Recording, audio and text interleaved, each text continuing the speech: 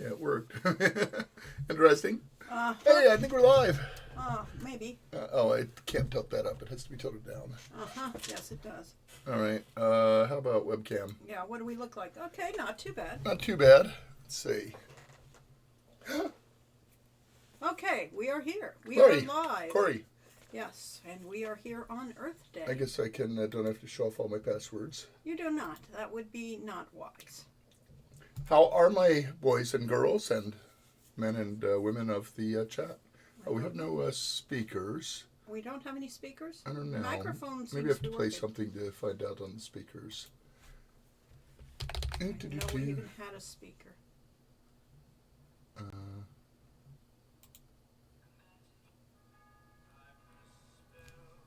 Okay, so it's not getting the right channel. Okay, Possibly because I put that on the wrong channel. could be. One viewer, according to that. Welcome, our viewer. I'm using that one. Microphone is correct. Okay. Ding, ding, ding, ding. Let's try again. It's really quiet. Really is, but then that's quiet, so. Okay, fine. Close it. You don't want to. Okay, don't want to get a copyright violation Right, for having for having played piece of the voice. second of a voice. Yeah. Okay, hello, boys and girls, ladies and gentlemen, Girls. uh, People. Hi there, people people. of all genders and preferences and sheep. And shapes. Sheep! Yeah, and sheep, yes. This is yet another live stream by Corey and Lori. Yes. And we had to, again, debug the system before we could come online. Yeah. But, yeah. I did start 15 minutes early. It just took me 20 minutes. Ah. All Happy right. Earth Day! Happy Earth Day, everyone. Yes. I would have completely forgotten had you not reminded me. Well, we were trying to... Well, okay, so here's what happens every 2 weeks. Okay. About 5 days before we're supposed to go live, or sometimes 3 or 4, Lori says, well, what do you think the theme's going to be this time? And I say, I don't know. And This is true. eventually Lori comes up with something. Right, yes. And then I realized, Earth Day. This was later because I could not think of something we actually needed to talk about at this point, and then realized the most important day of the year came up this Yeah, because day. last 2 times you talked about Tilly's Tale and Afeo's Adventure. So Uh-huh. that's like all our new games. And when you only come out with a game every 4 or 5 years and you do a stream every 2 weeks, it's hard to get a new game into every stream. Yes, a new game. Yes, exactly. Plus, we don't just want to bore you by trying to play games that we're terrible at. Well, I Which don't know. I is think pretty much everything we try to play, so no. I'm Eden getting Waite better at some of them. said he'd go out and plant trees and flowers, except that it snowed last night. And Jeez. it's really hard to plant trees inside here while we're doing the stream. Yes, it is. So we can't show We talked up. about moving the computers out to the courtyard where Lori has an amazing set of succulents and stuff like that. I wonder if I could take that camera out there. Maybe, but Probably not not. easily. You don't have a laptop anymore. What you really want to do is go to our Patreon, You could show off our Patreon if you haven't seen it this week. and Get to our Patreon is here, and everybody should be reading that, whether or not you're a member. But just And because it's entertaining. my page overview. My page overview. That one. Here is. Yes. Happy Earth Day. Let's There's just our- do a desktop. Yeah. So here's the latest post. One of Lori's photos, and then a whole bunch more of Lori's photos inside the post, and some words that talk about the fact that it's Earth Day and the fact that we're here. So Yeah. So that's the kind of thing we do on our Patreon. right, and to celebrate Earth Day this week effectively, because we couldn't do it today, we went out yesterday to a garden center called Waterwise Botanicals. Waterwise Botanicals. It's out in the middle of nowhere. Yeah. And it feels like desert, which sometimes this area feels like desert. Yeah, but it doesn't look like desert this time of year. It's all green and there's wildflowers everywhere. So it was like taking a trip out into the nowhere and watching the wildflowers. But this place is fantastic. It's like, 40 acres of plants. And so therefore I brought my camera, and it's, to me, that's celebrating Earth Day, is just going around and admiring the different. And none of those forms pictures are up on the Patreon that. yet. No, they aren't yet. Because Lori still needs to turn the photos into art. Or in this case, because my photos are getting much better, because I have more control over this camera. A better than I do. camera, yeah. A better camera. It's giving better images, but picking them out is always a tough time, because I make some 250 photos for any given time I'm out. So yeah. Maybe he picks out 5 of them to be special. Okay. A few Adventure Chat members and friends were playing King of the Castle, and its server died just before the stream started. Timing. That's a shame, Yes. And did you raid them from there? No, I guess you couldn't because their server was dead. Good, yeah. It was a great time, alas. We had to stop early, but the timing happily coincided with the stream starting. Perfect timing, thank you. You'll have to crash more, I guess. I need to play some more Summer Days playthroughs. Really enjoyed my first one on the stream. Oh, great. Yeah, we haven't, I'm sorry, Summer, we haven't actually watched your stream, but we should. Okay, yes, we should. Yeah, we should get over the, because Summer was one of our great supporters by streaming our stuff. Now, mind you, I've gotten about 100 so far requests from streamers to send them game keys. And the problem is figuring out which ones are legitimate streamers who will actually play the game in their stream and talk about it, and which ones just want the game keys to sell. Wants a free key, yeah. And I've never figured out, how anybody makes any money selling keys to a $20 game, but...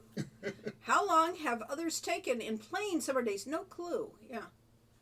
Yeah, free keys are difficult like that, yes. If I ever request a key for streaming, it's a lie and have been hacked, yes. I don't mind handing out a key to a streamer, but they always ask for, 3 or 4 or 5. Yeah, it's the 3 or 4 or 5 is agreeably. And, admittedly, we used to give away game keys and stuff in our stream. And we would get free keys, and we don't mind, especially if we know the person. For instance, Summer, if you want a couple of free keys to give away as bonuses to your thing. We'll give you that, no problem. To do that. But strangers, I get the ones that say, okay, my stream has 402,000 viewers, and then you go to the stream and it's all Call of Duty and stuff like that, and say, I don't think that your stream really talks about visual novels.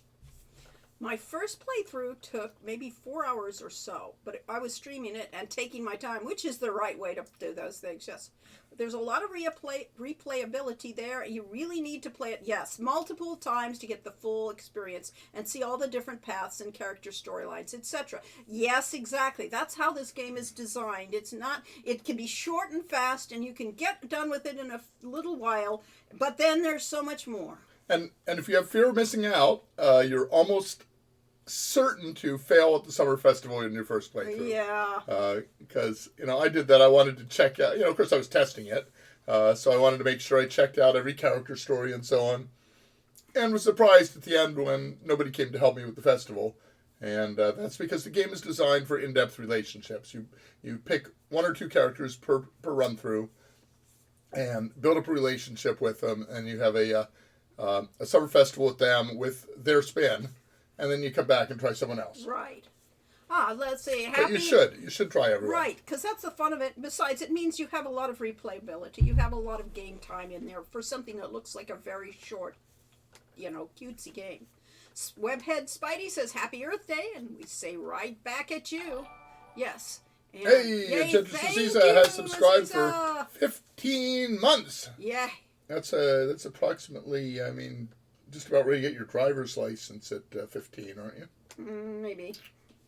Months, years, it's all the same to us. I succeeded at putting on the festival in my first playthrough, but it came at the cost of friendships. Yeah, that's sad. Oh, alas. And that's part of the thing.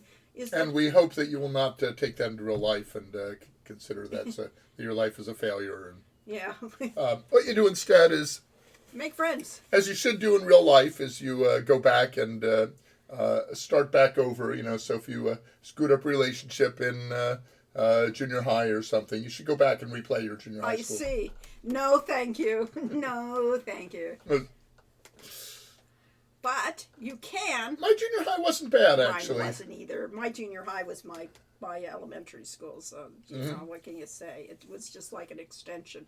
I had a fine time in school, unlike a lot of people. I had a girl in front of me in, which class was it? Must have been the English class, who was sitting there reading a book in English class, and it turned out to be The Lord of the Rings, and she said, and I said, well, what's that? And she says, explained it and said, oh, you got to read this. And eventually I did, and I didn't know I was supposed to read The Hobbit first, and maybe you are and maybe you aren't, but Asimov's Foundation trilogy, I started with the second book. I think I read this, can't remember if I read the second, third, first, or second, first, third. Stories come out a little differently when you don't read them in order.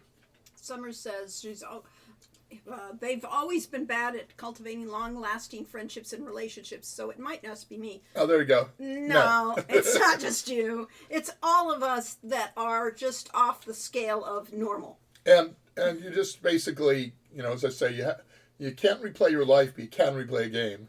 And so if you don't make too many friends first time around, play again. And in life, you can always start now. I mean, find some new friends. Yeah, yeah. I mean, we're thinking that we're 67. We're ancient, and we're saying, you know, we really should have more friends. And the problem is that, you know, we moved from, San Jose out to Oakhurst for Sierra, and Oakhurst is middle of nowhere.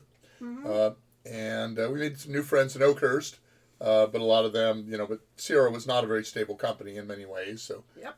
they all went on to other places like Electronic Arts or Other lives. working for the city, working for the phone company, and we ended up moving back down to San Diego area with my mom.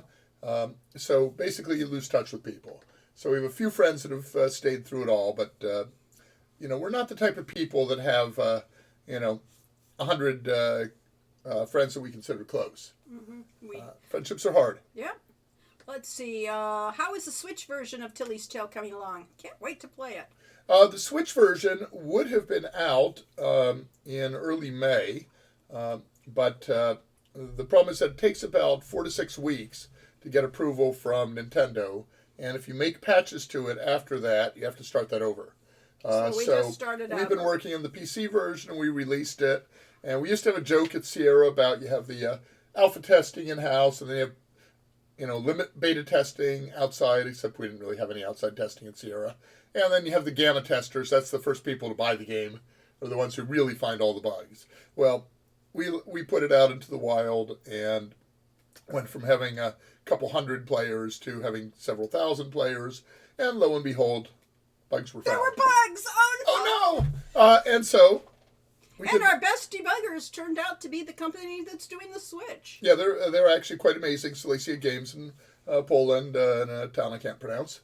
And they, mostly because I don't have it written down. You don't look at it. If I had it written down, I'd remember it. Anyway, they came back with some problems, and people playing the Steam versions and itch.io version, same by the way,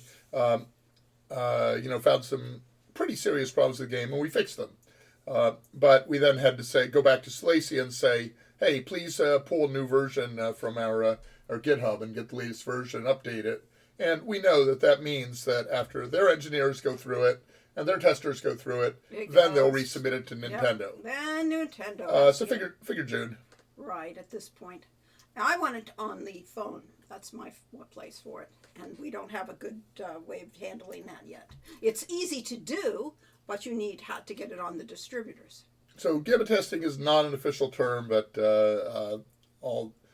pretty much all game companies tacitly recognize that it happens. Yes, OSU Brainiac says normal is an illusion / social construct / lie. Exactly. Sort of like you get from ChatGPT. We talked about a couple times ago. I see. Okay. The ChatGPT is a lie? It is. It pretty much is an illusion, yeah. It is an illusion, yes. Normal is an illusion, and many people spend their lives trying to be normal. One of the interesting things to me was that ChatGPT tries so hard to give the illusion of being a real person that we were seeing conversations, and even with us, where it would start arguing against you, and it would say, "I know better than you do. You know, you're trying to put me on. My data, my huge amount of data says that this is true." Yeah. So we learned that Tilly gets to fight a dragon in Tilly's Tale. Yes. Isn't that interesting to know? And well, we do actually have a dragon in some of our artwork because we did the same approach as Peter Jackson did with the Lord of the Rings films. Is that it's really really time consuming and expensive to make a game. So what we did is we developed 3 games in parallel. We have Tilly's Tale and Feo's Adventure and Sammy's Story, all going on, and artwork for all 3 of them going on before any writing really was done on either the second or third game. And because we occasionally show that off, a web crawler will go out and pull a picture of a dragon from our website and say, "Ooh, that must be Tilly's Tale." No, it isn't. So there are some of the ways of drawing from the information is I guess I not. should have taken antihistamine. Yes, you should have. It's spring! spring! Welcome to spring. Yes, exactly. For all of you people that actually do not have snow expected on the ground, may have some flowers. Eden says, perhaps GPT is just part of the argument clinic. No, it isn't. Yeah. Yes, it is! Yes, exactly. Okay. That's not an argument, that's a contradiction. Or is it the other way around? Whatever. Yes, you're correct. You're correct. No, it's not. All right. And Webhead Spidey says they need to max out their charisma and maybe make friends easier. Been focusing on maxing out their magic, but it's hard to max out magic on planet Earth. Exactly. But, there is all sorts of different kinds of magic. Art is magic. Creativity is magic. So you just have to work harder on Earth. Yeah, so, we're a little spoiled by Dungeons & Dragons saying, cast Fireball! Magic doesn't work like that on Earth. Magic is in everything you do, and it's, it's in the way you make relationships. It's the way you, you try a new recipe and cook something, and first few times it's a disaster, but the magic comes in, and after you made it a few times, you get something really amazing. Yeah. Assuming that you liked the recipe in the first place. Yeah. So, yeah. And relationships are completely indistinguishable from magic because who knows how they work. Really. And Aiden Way says, it's spring, huh? Looking at the melting snow outside. Yeah. Well, that just pushes off, your allergy season for a little bit. Well, speaking of melting snow, we've been reading that the European glaciers, which again would be mostly Nordic, are melting at an unprecedented rate. The Antarctic ice cap is melting faster than ever in history. And we may have waited too long to fix the environment already. Well. So maybe we should just live and enjoy for the next 5 or 10 years before we're all enjoy flooded what out. You got. Yes. If you live on the coast, watch it.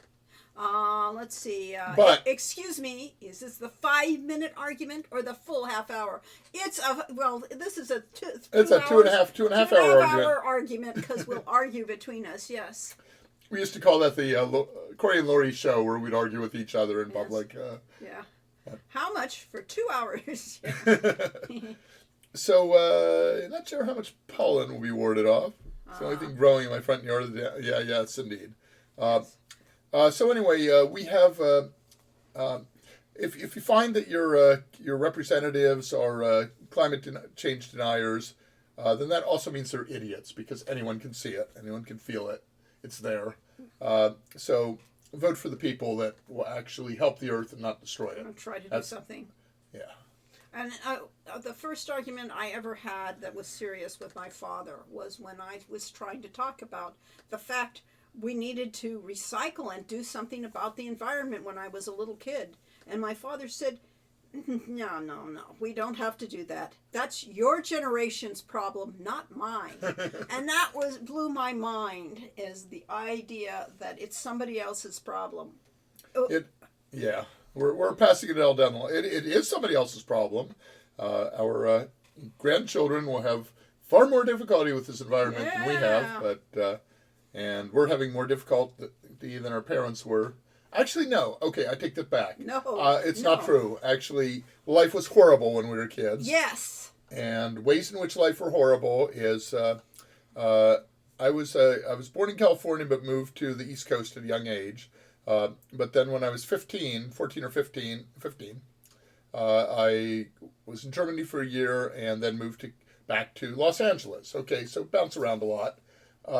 My experience coming into Los Angeles, first time I flew in there was absolutely magical. It was in the early evening, and you go after mile of lights, and you come in.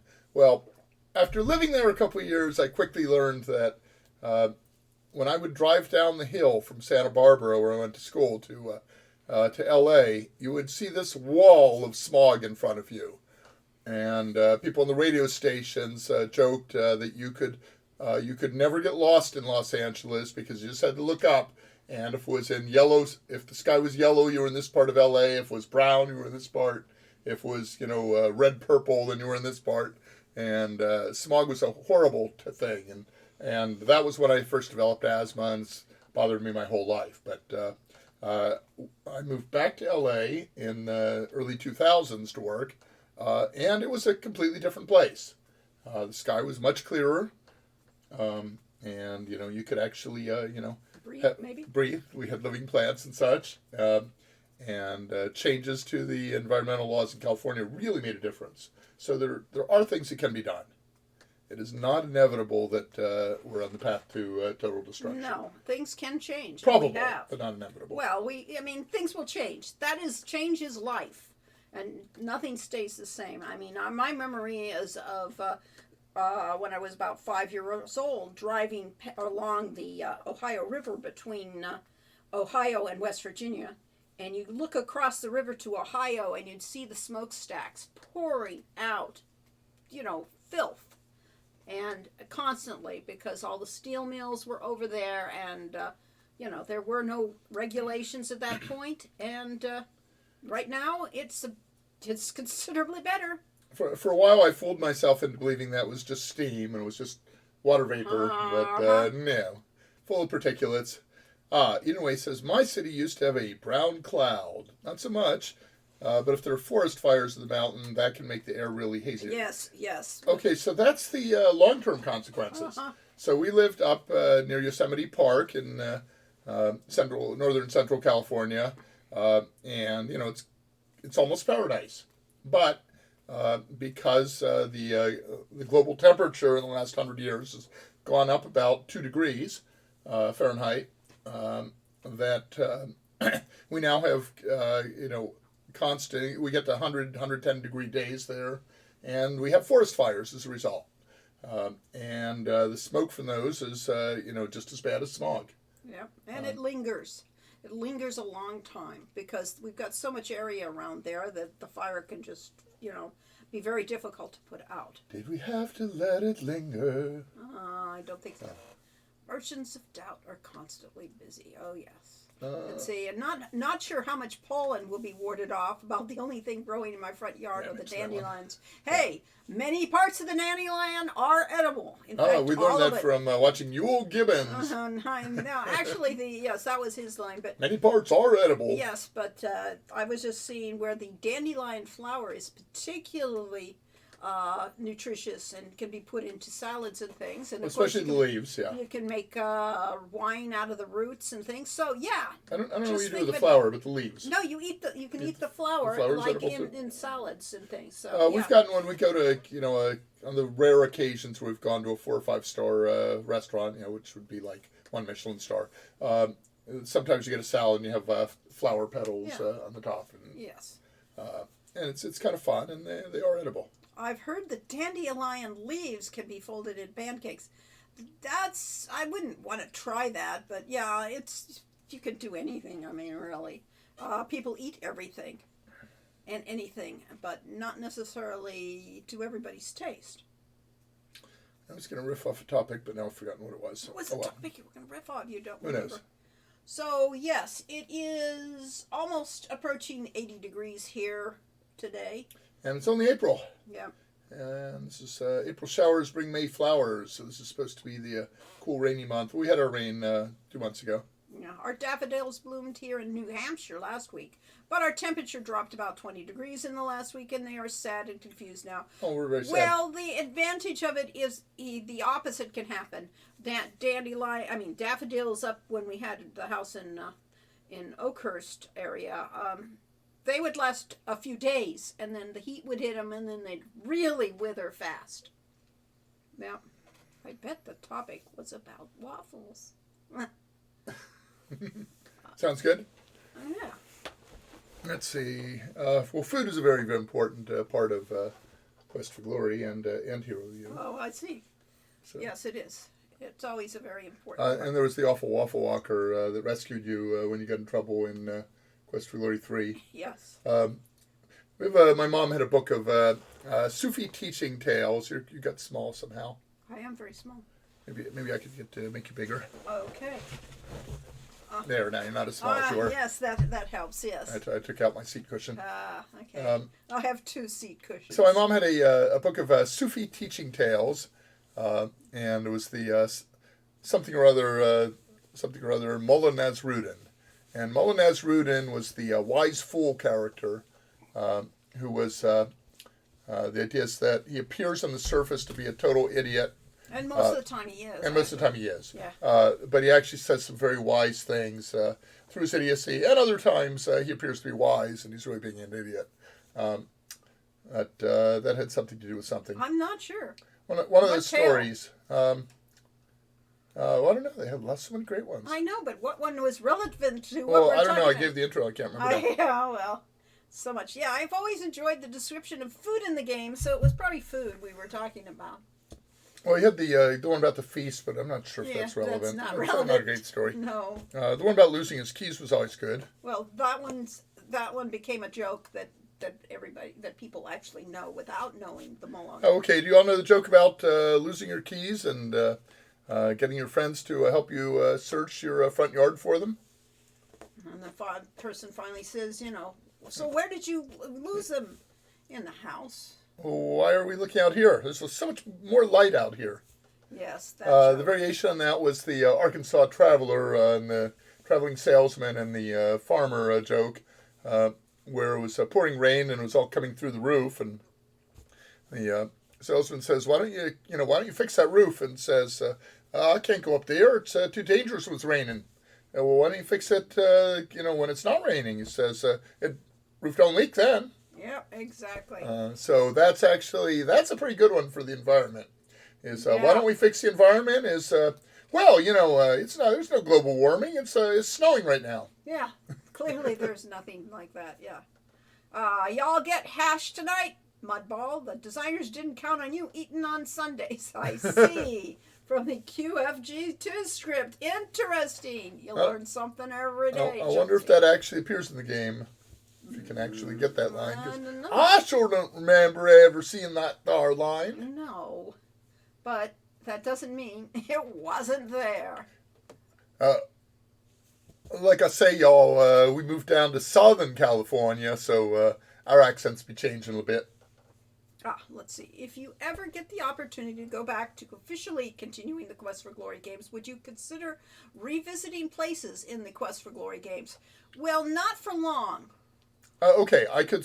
There was a circumstance in which I could see that. Okay. If instead of revisiting in the sense of making new games and stuff, that there was so this was something Sierra actually talked with us about.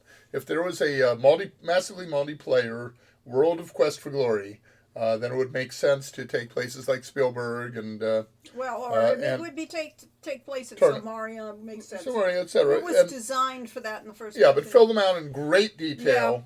And really build up the things that can happen there and so on, and so that would make sense. Yeah, if we were making Quest for Glory 6 and et cetera, where you're following the kids along the line, we'd certainly start out in some of the places. We would certainly start out in Somalia, for instance. Yes, because the kids are at home, they're talking to their parents, and they get the wanderlust, and then they're basically have their argument or their whatever. You are the worst father ever. Yeah, they're teenagers, and then they would go off. And so we would start there and get to see how things have changed under the leadership of your hero for the better.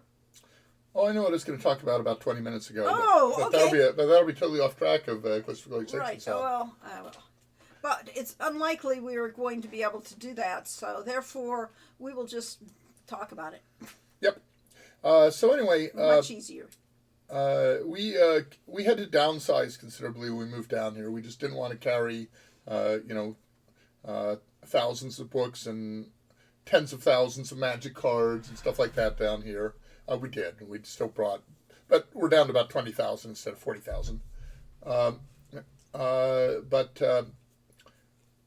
So anyway, we now mostly read books on our Kindle, or Lori gets them on the Kindle and then reads it on PDF on her computer.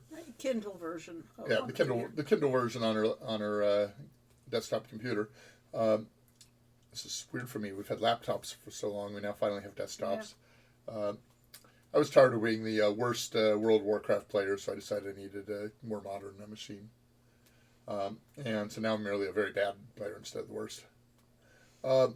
Anyway, so one of the books I have in my Kindle is Michelle Obama's new book. Her previous one was Becoming, which had a particular connection to me because I was once part of a cult group in which the byword was become.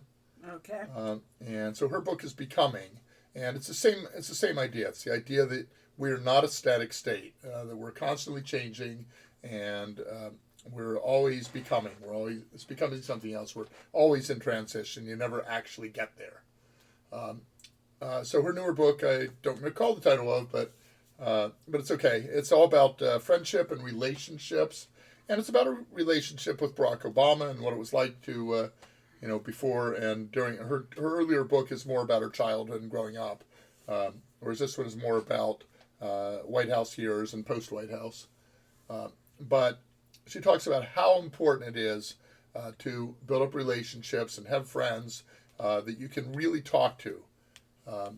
And I like the thing she was talking about, a relationship with Obama. She says it's never really a 50-50 balance. There's always someone who's in the ascension. You have to give and take, and there's never a point at which everything is perfect and everything's smooth. Maybe for a few minutes, a few hours, but sounds like life. Yeah, that's life. So, one of the lines I always liked is when people were, I had someone tell me once that he hated me, and I'm like, what? And it was at the bowling alley. The guy was drunk. It's kind of one of the things you do at a bowling alley. And he said, you've got a successful life, and you've got a good job earning money. I'm working on the production line, and you're a better bowler than I am too. And that's not fair. And life isn't fair, but what it really comes down to is the fact that I got lots of problems. I have lots of failings. Lori has a couple, but we gloss over those most of the time. I do. She does. All right, she admits it. I admit I gloss over them. Oh, there we go. There, yes. There we go. Whereas I dwell on them. I'm much more likely to become depressed by things going wrong. Lori says, things happen. Go on, which is a better attitude. But the thing is that, so my line that I always loved was, never compare your everyday life with someone else's highlight reel.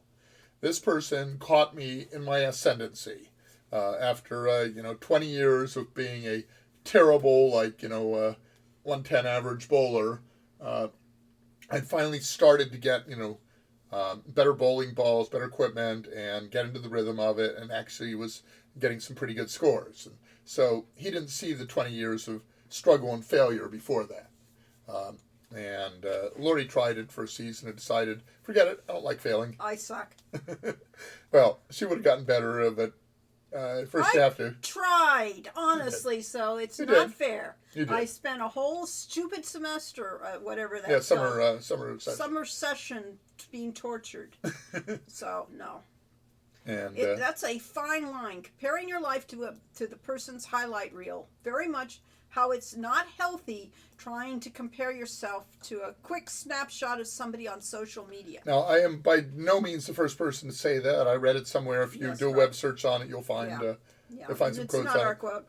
But The stuff you see on Facebook. Go ahead. I see life as everybody's dealt a hand of cards. And it's like the game of Cosmic Encounters and some of those. So the cards aren't all the same. The cards are all different. You have advantages, you have disadds. It's really like a role-playing game, and you have to try to make the best game. You play the best game you can with the hand you're given. And so nobody's the same as somebody else. Nobody has the same disadvantages and advantages. So anybody that's successful, they may have had a better hand to begin with, or they might have overcome a better hand, and you never know. So you just have to play your own game.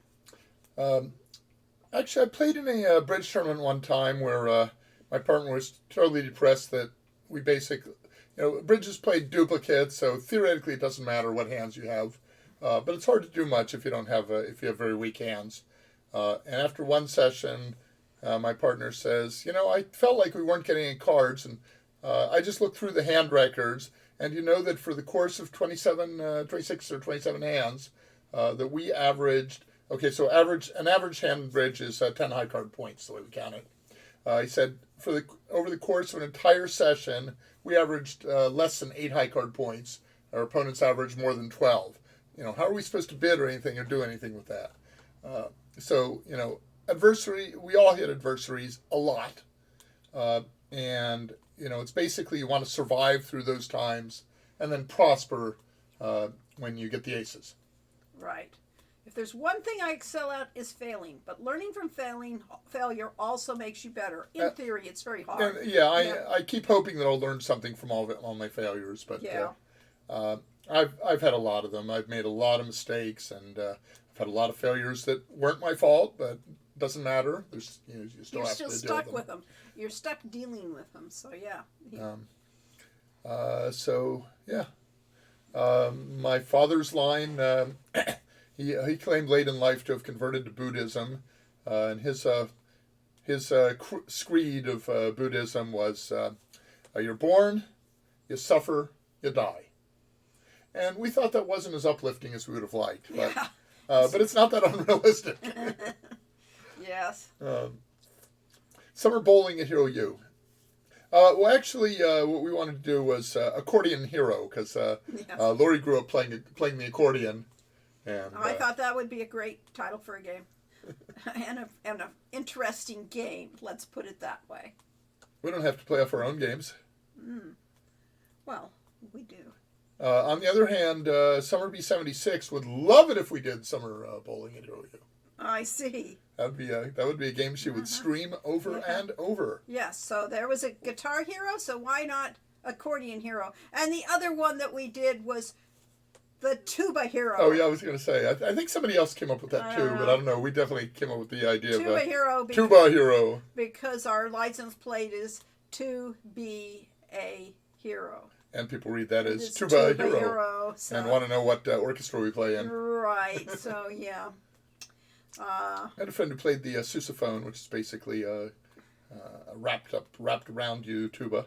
Okay. So yes. Let's see. What else were we going to talk about? You were going to ask us some questions, but we can do that. I was going to have Lori do an interview, but I'd have to find the interview questions. You have to find the interview questions. Basically, we had a request for an interview. So anyway, the person's highlight reel, stuff you read on, see on Patreon is our best. There's a lot of stuff that is less best, merely extremely good. We don't go anywhere. Lori never goes below that. I see. She deletes them. Yes. But stuff you read on Facebook, you're always reading about, weddings and, I'm not, but that's yeah. I would certainly post. I certainly post on Facebook when I get Wordle in 1 or 2 turns. Yeah. I also post when I failed the other day. I actually did not solve Wordle just a few days ago, and it reset my 96 day streak to 1 day. How sad. I'm now on 3. If I ever bowled a 300 game, I would definitely post about that on my Facebook, and you wouldn't see all the the '93 game that I had, the previous week or whatever. Webhead Spidey says, I hope they're open to revisiting Quest for Glory like they did the new King's Quest remake one day. Well, we'll have to see what happens with Microsoft. Microsoft's a big if. I think that, if they look at us at all, they probably won't even think about us. They'll look at the title. They won't look at the creators.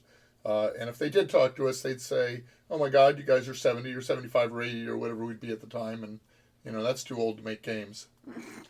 I answered a Quora question the other day of, is 30 years old too old to be playing games? And I'm like, well, I'm 60 and I'm still playing games. This was a few years ago. So yeah, maybe. Yeah. Is playing games hours every day destroying my life? And yeah, maybe. Yeah. Yeah, you could actually be taking that time learning a foreign language, learning some new skills, building a house, doing stuff. But games keep you sane. Maybe. There's or always, maybe just get you again, so frustrated and angry the that they make you definition insane. of sanity is one of those that's tough to do anymore. You're never too old to make or play games. Growing old may be mandatory, but growing up is optional. Exactly. But I will say, it takes us a lot longer to make the games than it used to. For all kinds of reasons, like the fact we don't have a main team behind us. We're not working in an office and have support. We don't have all of these things are. We don't have a team strictly devoted to the language and environment and have no life outside of this. Yeah, because you're up in the mountains and there's nowhere to go except maybe skiing once. Right. So therefore, you cannot compare apples to aardvarks, Corey. So our lives are good, and when your lives are, they've always talked about starving artists and artists that were having trouble in their lives and created their best work. Dostoevsky was tortured when he wrote his novels.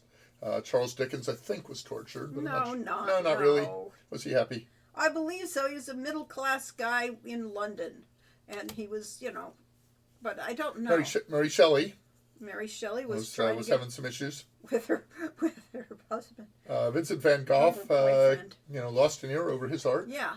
But not everybody was tortured, let's put it this way. Not all art has to come from suffering. It's just that we remember the ones that do. I like putting apples on my oatmeal. I cannot claim to ever put aardvarks on oatmeal. No. And don't forget the aardvarks have to fly too. Yes, we used to call ourselves the Flying Aardvark Ranch. And that all started actually not with the house we bought, but one we were looking at, and it was up the side of Deadwood Mountain at the south of Oakhurst. And it was the road up there was so steep, and the hillside was so steep. We said steep and narrow. Steep and narrow, yeah. Steep and narrow. We said, well, we should buy this place and start raising aardvarks, and then we can teach them to fly by throwing them off the cliff and saying, "Fly, damn it, fly!" And the ones that learn, well, they'll propagate and have more aardvark children, and the ones that don't learn, that's natural selection.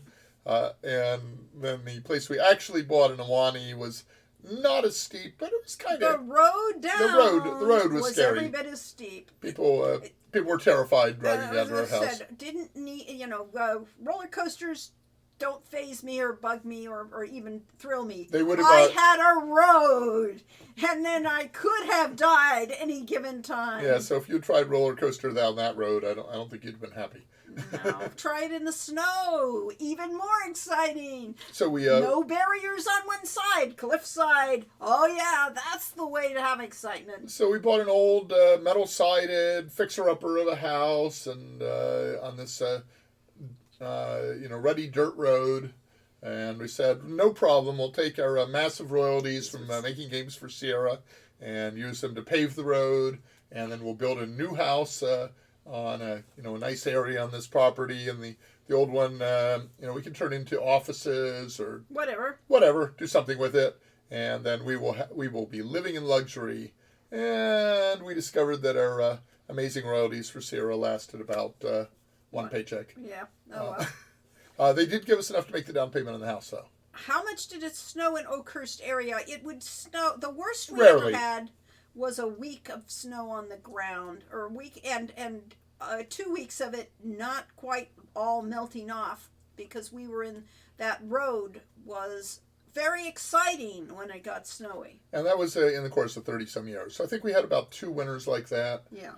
We had a couple winters that got cold enough that the pipes froze, and we had a little disaster one time from that. But it only rarely snowed. And it was nice snow, here again, gone again. And so I can remember going out in the middle of the night when the full moon actually showed and everything was white. That's magical. That's real magic on Earth. If you're walking in the middle of the night with the luster of midday to objects below from the moon.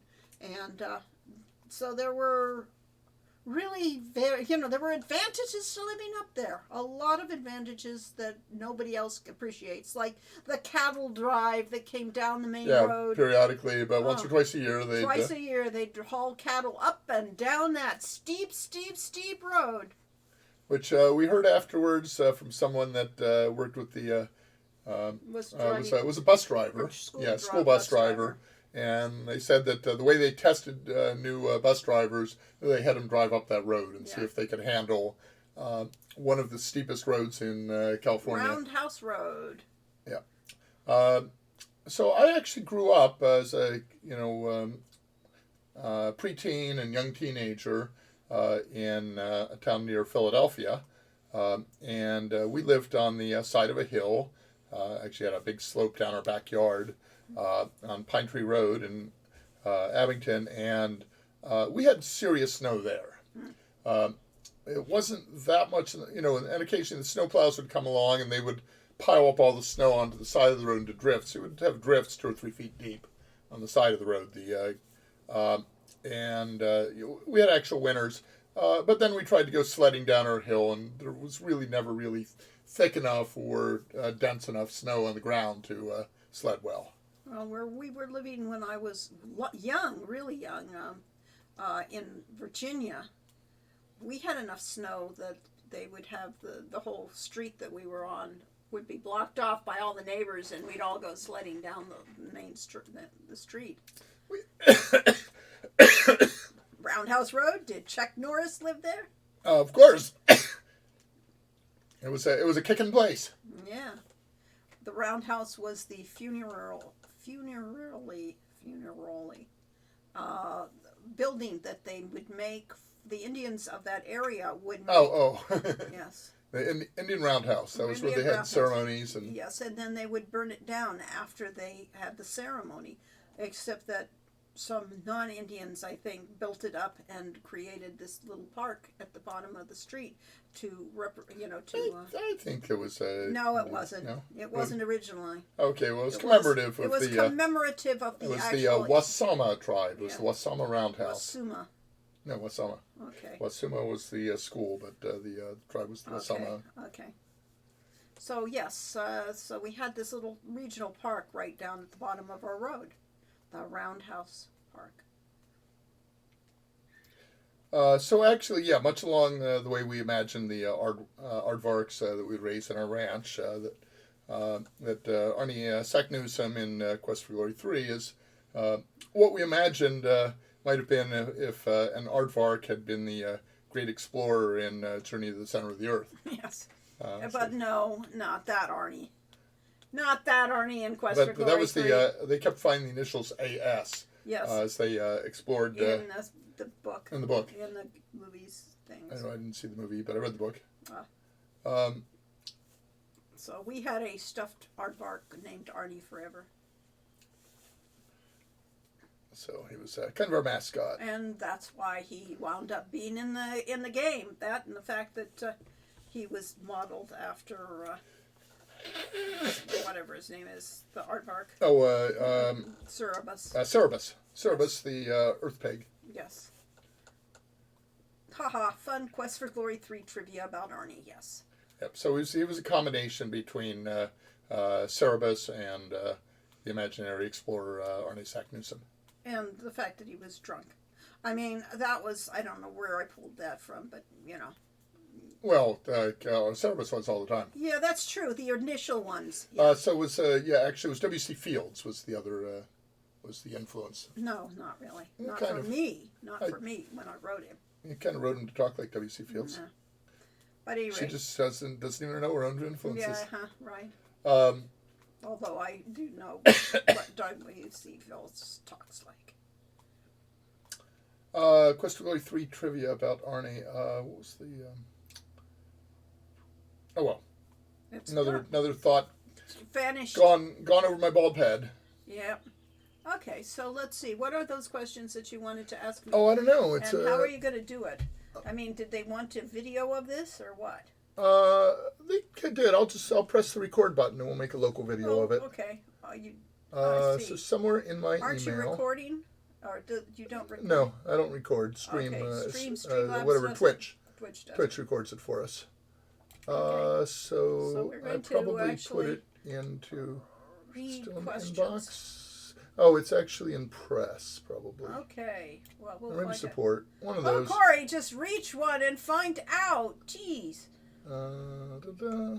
Nicola Pisano. Okay. And something about video game legends. We're video. Ah. Did you know that we're legendary? Wow. There's I mean, a Lorianne Cole RTF. Real Yeah. time now. He says, Okay.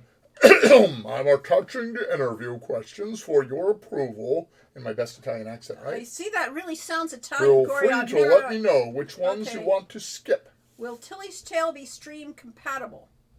Where did you see that? Oh, it's yeah, there. Oh, that's not in this questions. No, it's there, Corey. Yes. Steam Deck. Steam- Steam Deck. Oh, okay. Fine. Steam Deck, yes. So we are given to understand that Hero U Rogue Redemption runs perfectly in the Steam Deck. Tilly's Tale, probably even more so, because we designed Tilly's Tale with the idea that we would put it on mobile devices and iPhone, iOS, and Android phones. So it is designed so it will work on smaller devices. So it should work absolutely perfectly in Steam Deck. Yay. And it's really much closer to vanilla Unity than Rogue Redemption was. Yeah. We did a whole add-on thing to Unity to make Rogue Redemption happen. Yeah, this was supposed to be a very straightforward game for these things, but nothing straightforward. And Sydney had us switch over to, instead of using our custom runtime system, to using Inkle, or the Ink language. And that was theoretically so we could bring in people that were experienced with Ink to work on. And the problem is that we compile from the Composer tool where Lori writes her stuff. You moved yourself out of camera. I'm kind of in camera. And that... Only so much you. leaning I can stand, yes. So that is interpreted into Inkle scripts, which then go into the Inkle runtime system in Unity. But we don't really want anyone touching the Inkle script because that means we can't go back to the Composer and modify the Composer code. Will Tilly parkour in the game? Not with this interface.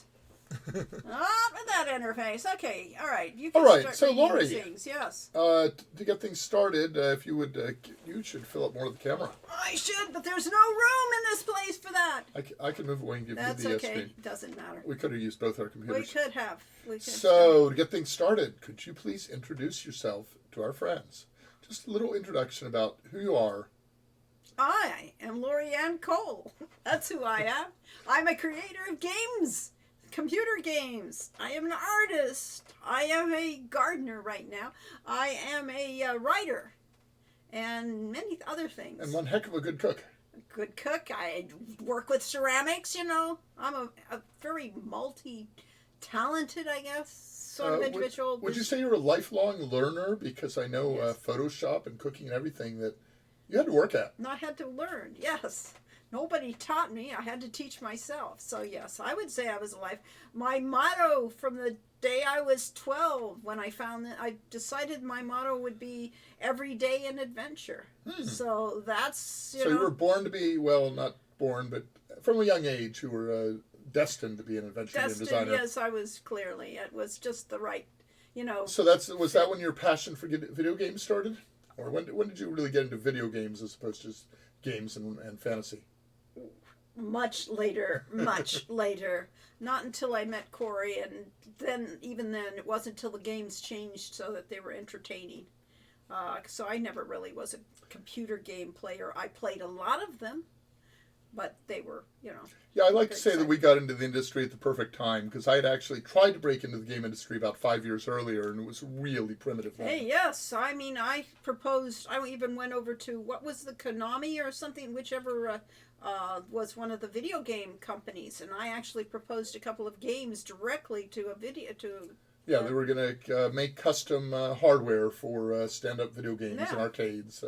So yeah. So in Italy, we used to say, don't meddle in a quarrel between husband and wife. Wise words, wise.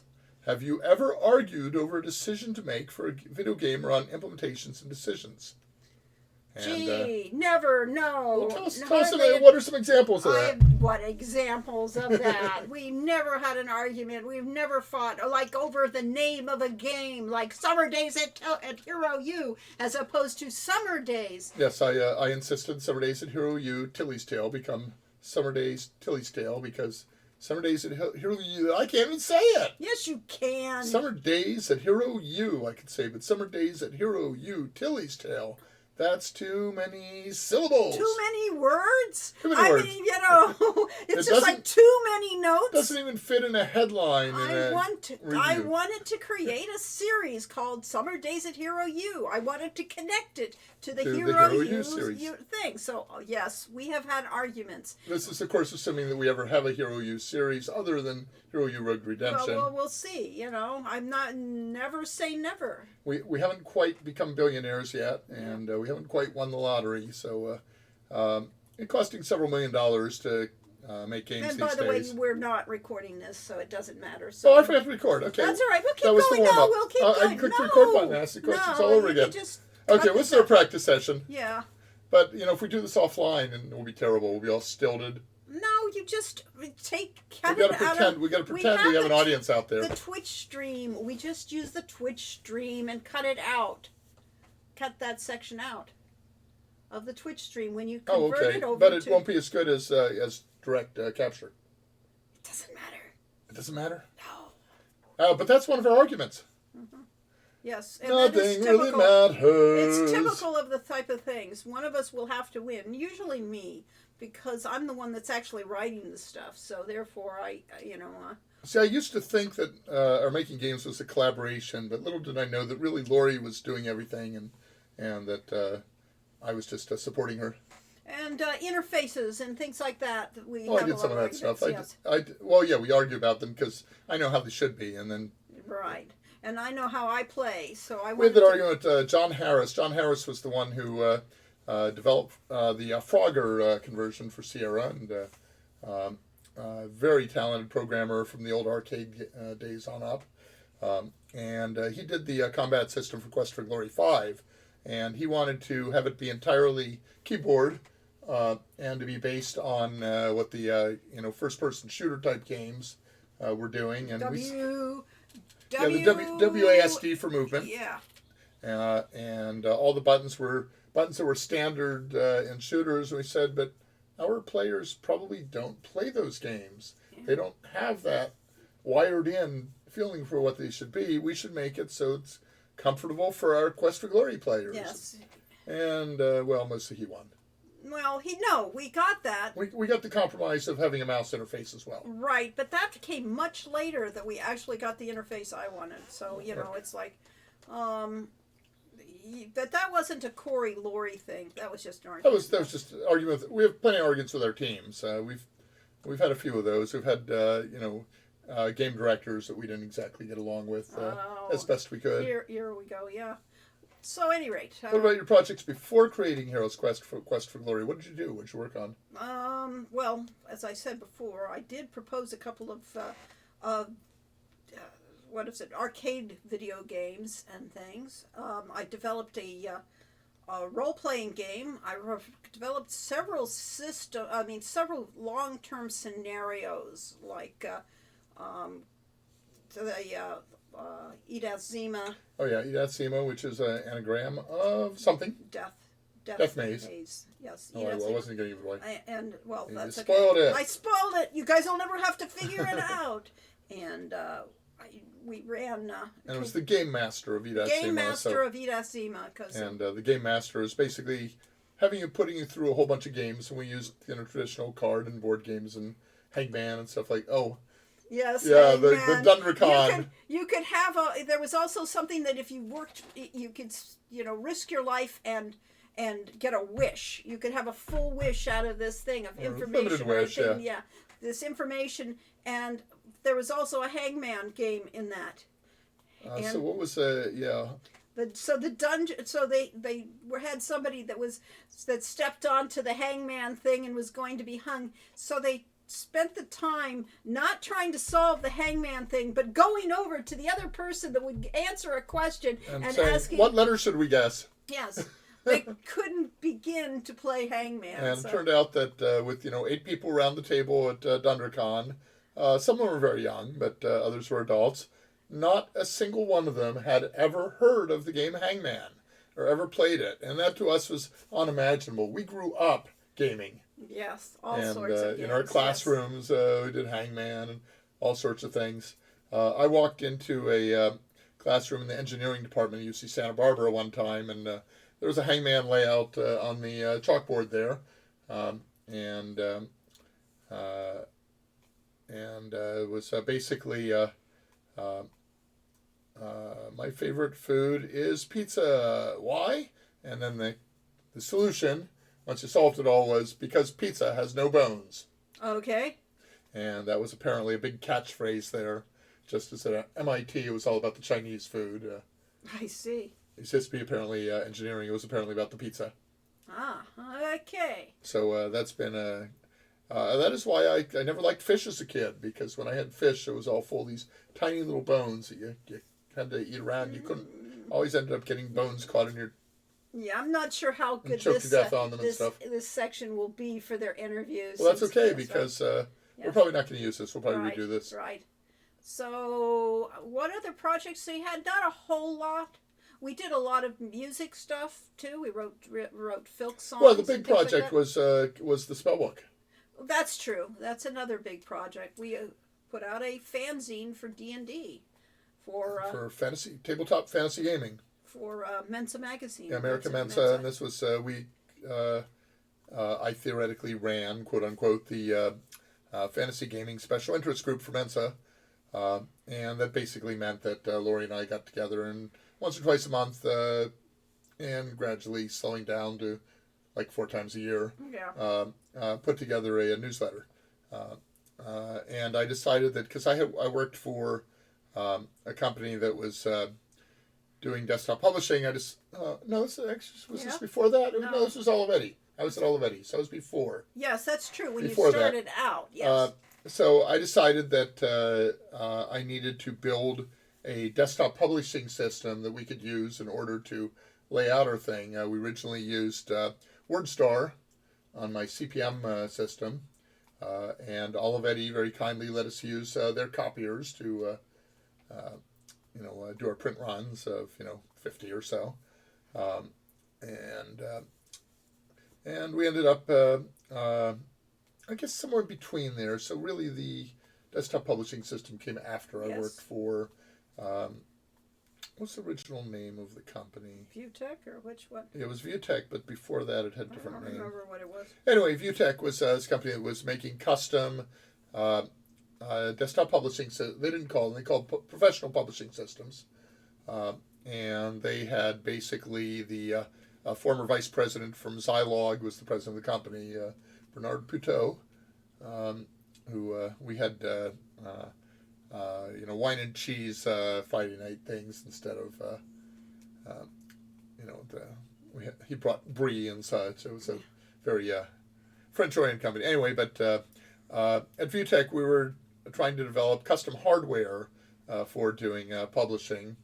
And actually, before that I worked for Pyceon, and Pyceon was making custom word processing systems. And their big innovation was to take a standard computer monitor and flip it on its side, and they had custom hardware to change how it works so that it would more closely approximate a sheet of paper. Yeah, so you had the... it was in portrait instead of landscape. Mode, yeah. And the problem was that ran on, like a Zilog Z80 or something, which is my first, computer, and it was just slower than molasses. Mm. It wasn't really fast enough to do good word processing. And then ViewTech was more modern, and they were building this, combination hardware-software solution. I sort of learned something from this is if you're trying to do a software solution, don't make your own hardware. So, at any rate, that's far afield from why Where did the all cut in? So No, anyway, it's so we Spellbook. decided to make our own thing that we called Stylist for the Atari ST. It started with an ST and ended with an ST. Yes. It was our desktop publishing solution that was primarily to help us make our fantasy gaming newsletter. No, it was primary because you were out of a job. Let's put it this way. Yeah, but Yeah. anyway, we wanted to use it to do the the D&D Spellbook. newsletter, and as a result, it meant that the Spellbook got farther and farther apart because I was Yes. spending all my time developing the tools, and that's kind of like developing your own hardware. Yeah, awful lot like. Awful So lot. So it's a therefore- mistake that I and companies I've worked for have made over and over again throughout our lives. We'll always make it, yes, definitely. Okay, let's see. How did the collaboration with Sierra come about? Because of Corey. Well, actually, it was because I learned to play D&D. You don't have to go back that far. I do. You I wouldn't do. meet me if it wasn't for D&D. No, it had nothing to do with that. Okay. Nothing to do with meeting you. It had to do with traveling to Chicago. Oh, I was, yeah. So I learned to play D&D on a computer version of it on the Plato system. And I didn't know there was a paper version of the game at that time. And then I had a work project that sent me out to Chicago. And in the Chicago Mensa group, there was this group doing Dungeons and Dragons. I said, well, that sounds cool. I wonder what that is. So I went up to them and said, hey, this is just like this game on Plato. Yeah, okay. Okay, so years later, I started going to science fiction conventions to play D&D there because I was a junkie. And there we got into folk music. Yeah, you And didn't there we have to met- go all We that. did, way. all that. It was all. We got into Sierra because we met Carly Hawksdaughter. We would have gone to the side. We met at a science fiction convention. You could have said that. And we met Carly through a science fiction convention. Well, okay, fine. And this is the kind of arguments we have. Yeah. So it would have been a lot simpler to say, yes, we met Carly. Carly was working for Sierra at the But time. how do you fill out a 2.5-hour stream if everything's fast and simple? You can talk about something different. You don't have to. So keep anyway, saying- Carly Hawksdaughter was an appraiser, or an assessor for Madera County.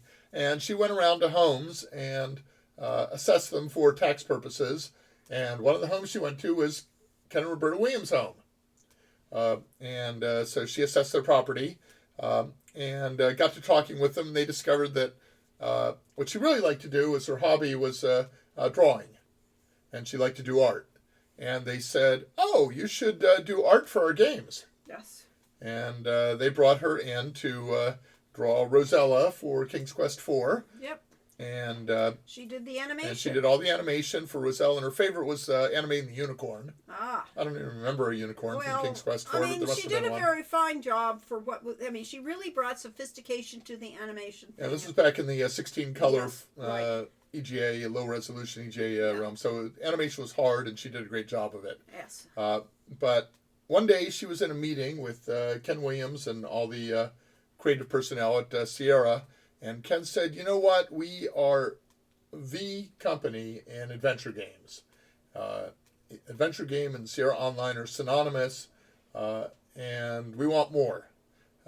So once upon a time, we published this game called Ultima 2, and that kind of started the thing called role-playing games, and we should do a role-playing game because we'll get a whole new audience. And Carly said, oh, I know these guys, Corey and Lori Cole, that I play tabletop role-playing games, and they've run games at conventions and stuff, and you should talk to them. Yep. So they did. So they did. All things happened. And Ken was not interested in the fact that we were did paper game design, but he was interested in the fact that I knew how to program for the Atari ST. Yep. So Corey got hired for that. So I got hired to convert SCI to the Atari ST, and 6 months later he had a meeting with Lori and me, and effectively hired Lori to write Heroes Quest. Yep. Because he wanted me to keep working on the Atari Yes, ST and right. Amiga and Macintosh. The unicorn is the first thing you have to retrieve for Lolotte. Oh, okay. Lolotte. Lolotte. Yeah, she's a witch or a queen or something like that in Okay. King's Quest 4. Yes, welcome, Cosmic Void. I did play King's Quest 4, but in fact, I played it all the way through because I converted it to Atari ST. We might be Don't getting remember a new orange kitten. The proposed name is Rosella. Cool. Ah, Good luck with that. it should be a pink kitten to be Rosella. Eva. Oh, but it could be an orange rose. Lolotte. Evil Fairy Lolotte. Okay. Okay. All right. Let's see. Do you remember any interesting dialogues between you and Roberta Williams? No. We talked to her once in a I while. never talked to her except once on the phone when she did not want me to use the. It said we could not have a genie in a bottle because she was using that in her game Yes. at the time. Right. And only one That game. is the only time I really talked to That was her. her idea, so there can only be Yeah. one game using a genie in a bottle. So therefore, could you tell us about the Lamp. Oh, genie in a lamp. Lamp. Okay. Genie in a lamp. Yeah, we didn't go with the bottle. We could have probably gone with the bottle. We thing, could have. I didn't think of that. Yeah. But the genie in the ring worked Genie much in the better. ring, yeah. Worked much You better. know, who cares whether you polish a brass lamp or polish a gold ring, you know. Tell us It was a about brass the ring. atmosphere in Sierra. How long do you want the interview to be? The fact that at times it was so toxic that you were just surrounded by toxicity, and other times it was amazing and wonderful and fun to be. We described it as a roller coaster ride. You know, the highs were really high and pretty amazing, and the lows were really depressing. Yeah. And so we decided to make our games the same way. Our games should be actually not really depressing. not because of that, but because we thought that's the right way to create a game. So the idea is basically tension and release. Yes. Laurie was really big into having dramatic conflict, and basically said you can't tell a good story without having conflict. The idea was that a game would build. And we also got this, I think I went to a talk by Sid Meier, and he said the same thing. Yeah, we were getting it from the Game Developers Conference. Did Sid Meier do Roller Coaster Tycoon, or was it someone else? I don't know. I don't don't think it was I don't his. think he did Besides, we weren't. That wasn't. Anyway, his but he used the roller coaster metaphor, and he talked where you're constantly building. Each time you get to a peak, it should be higher. Right. And by the end of the game, you have the highest peak at all. Which is the basic the screenwriting theory too. That's how you compose a screenwriting thing. You can only have so much tension before you have to have release, because otherwise you're gathering anxiety in your viewer or your player. So yeah. And a book I love that I read right about the time that we were moving to Oakhurst was The Princess Bride by William Goldman, long before the movie came out. Right. And so I read some of William Goldman's other stuff, and he wrote a thing called Adventures in the Screen Trade, where he talks about what it's like to write screenplays and what it's like to try to navigate Hollywood. Short story, don't. Yeah.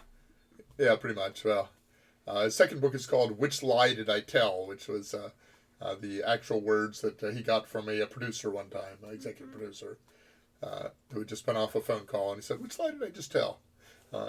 When you converted SCI to the Atari ST, did that work with pretty much any SCI 0 or whatever that is? Game. Game. SCI 0 game. Oh, okay. Or were there different tweaks needed for games that used the game engine? Okay, my big point of pride in that conversion is that I did it in a way that we could take the SCI source code that people had written and not compile it or anything, just take it as is and run it on the PC or run it on the Atari ST, run it on the Macintosh, run it on the Amiga, and it would do the same thing. So what we did have to change was the music because the sound cards on different sound cards, but they were already doing that for PC. The Roland PC MT30 always had to have... Roland MT32 versus the one-voice PC speaker versus the Tandy 3-voice speaker versus Atari ST 4-voice speaker, all had different rules. But everything else essentially was an interpretive system that read in the... so we did compile, I guess we compiled to a P code, which is an intermediate thing, was originally named for Pascal. Pascal code, or program code. And then I ran it straight, and the big difference is that all of the 68,000 processors are high endian. That if you had a large number, then the largest part of the number was in the first byte, and all of the Intel architectures were low endian. If you had a large number, the most significant bits were in the lowest byte, the last byte.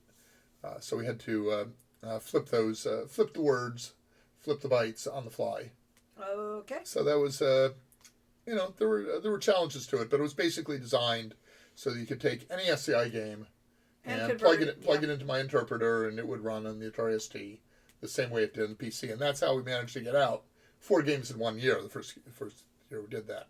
We didn't have to spend 6 months in each game converting it. Brainiac says the bottle was KQ5, the lamp was KQ6. That's interesting. I didn't know she used both. TISC.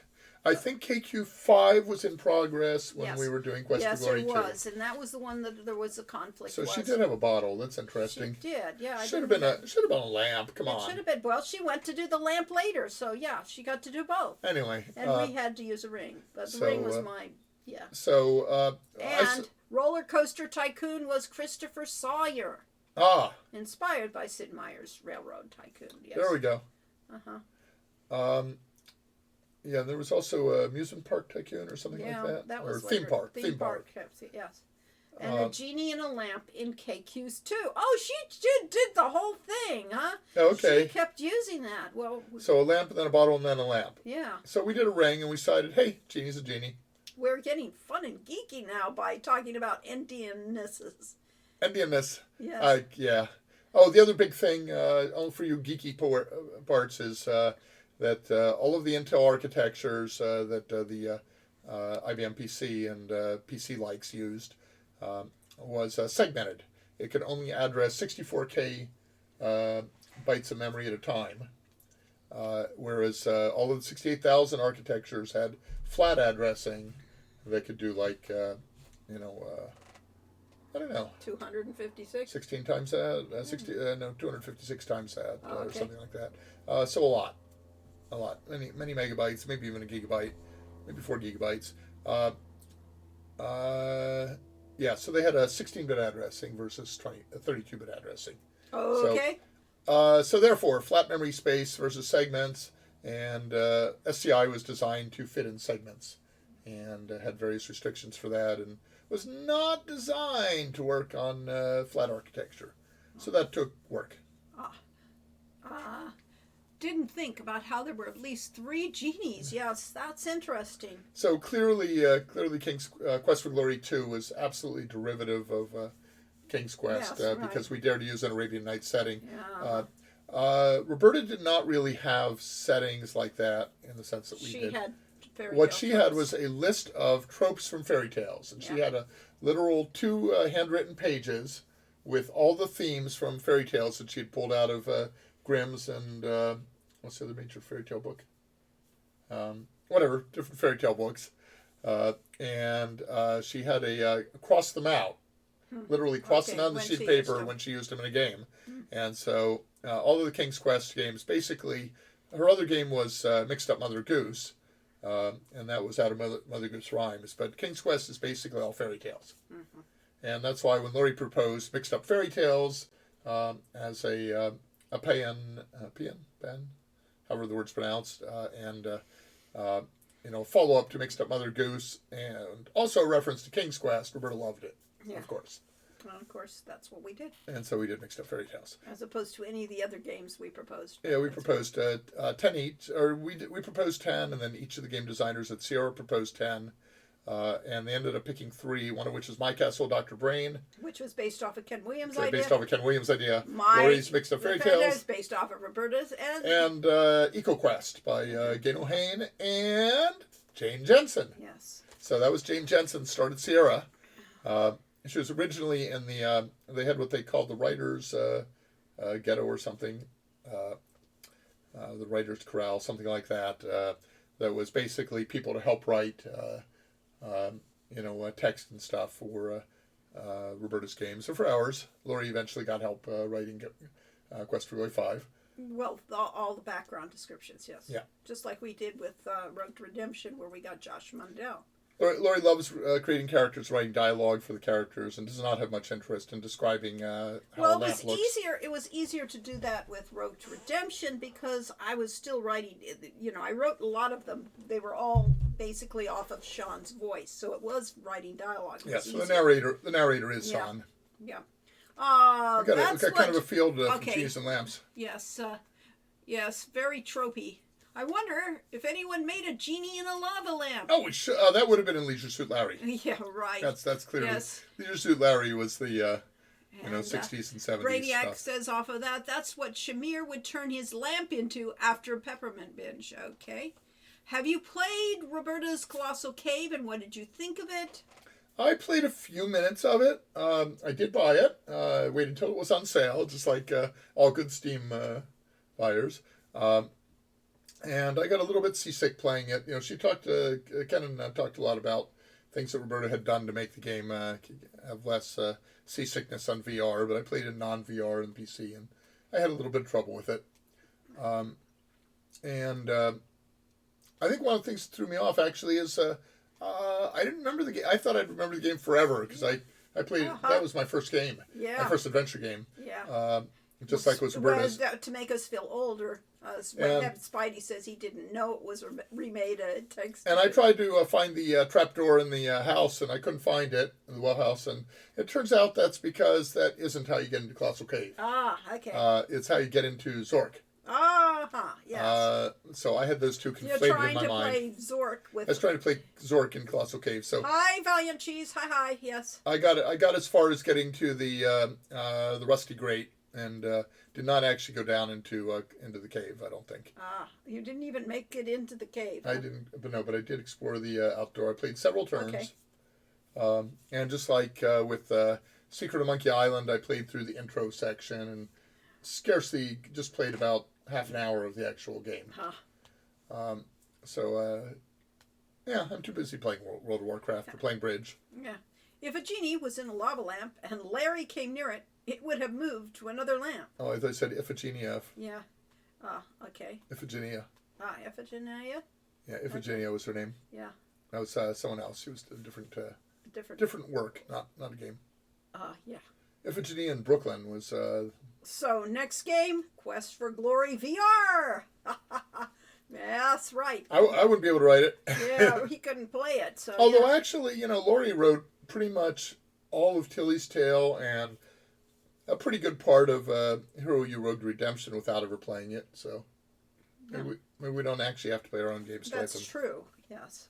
We mostly write them before we get to play them. So. Yeah, the engines aren't ready at the time we're writing the games. And all the art has to come together to do that. Zork was, of course, yes. inspired by... now you said...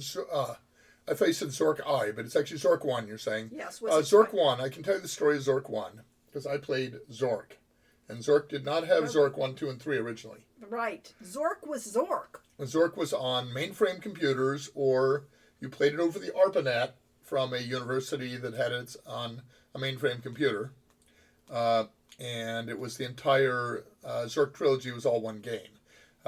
When Infocom went to convert Zork to run on the very early personal computers, and we're talking CP/M, we're talking pre-MS-DOS, they said, a lot of these computers only have 16K of memory or 8K of memory.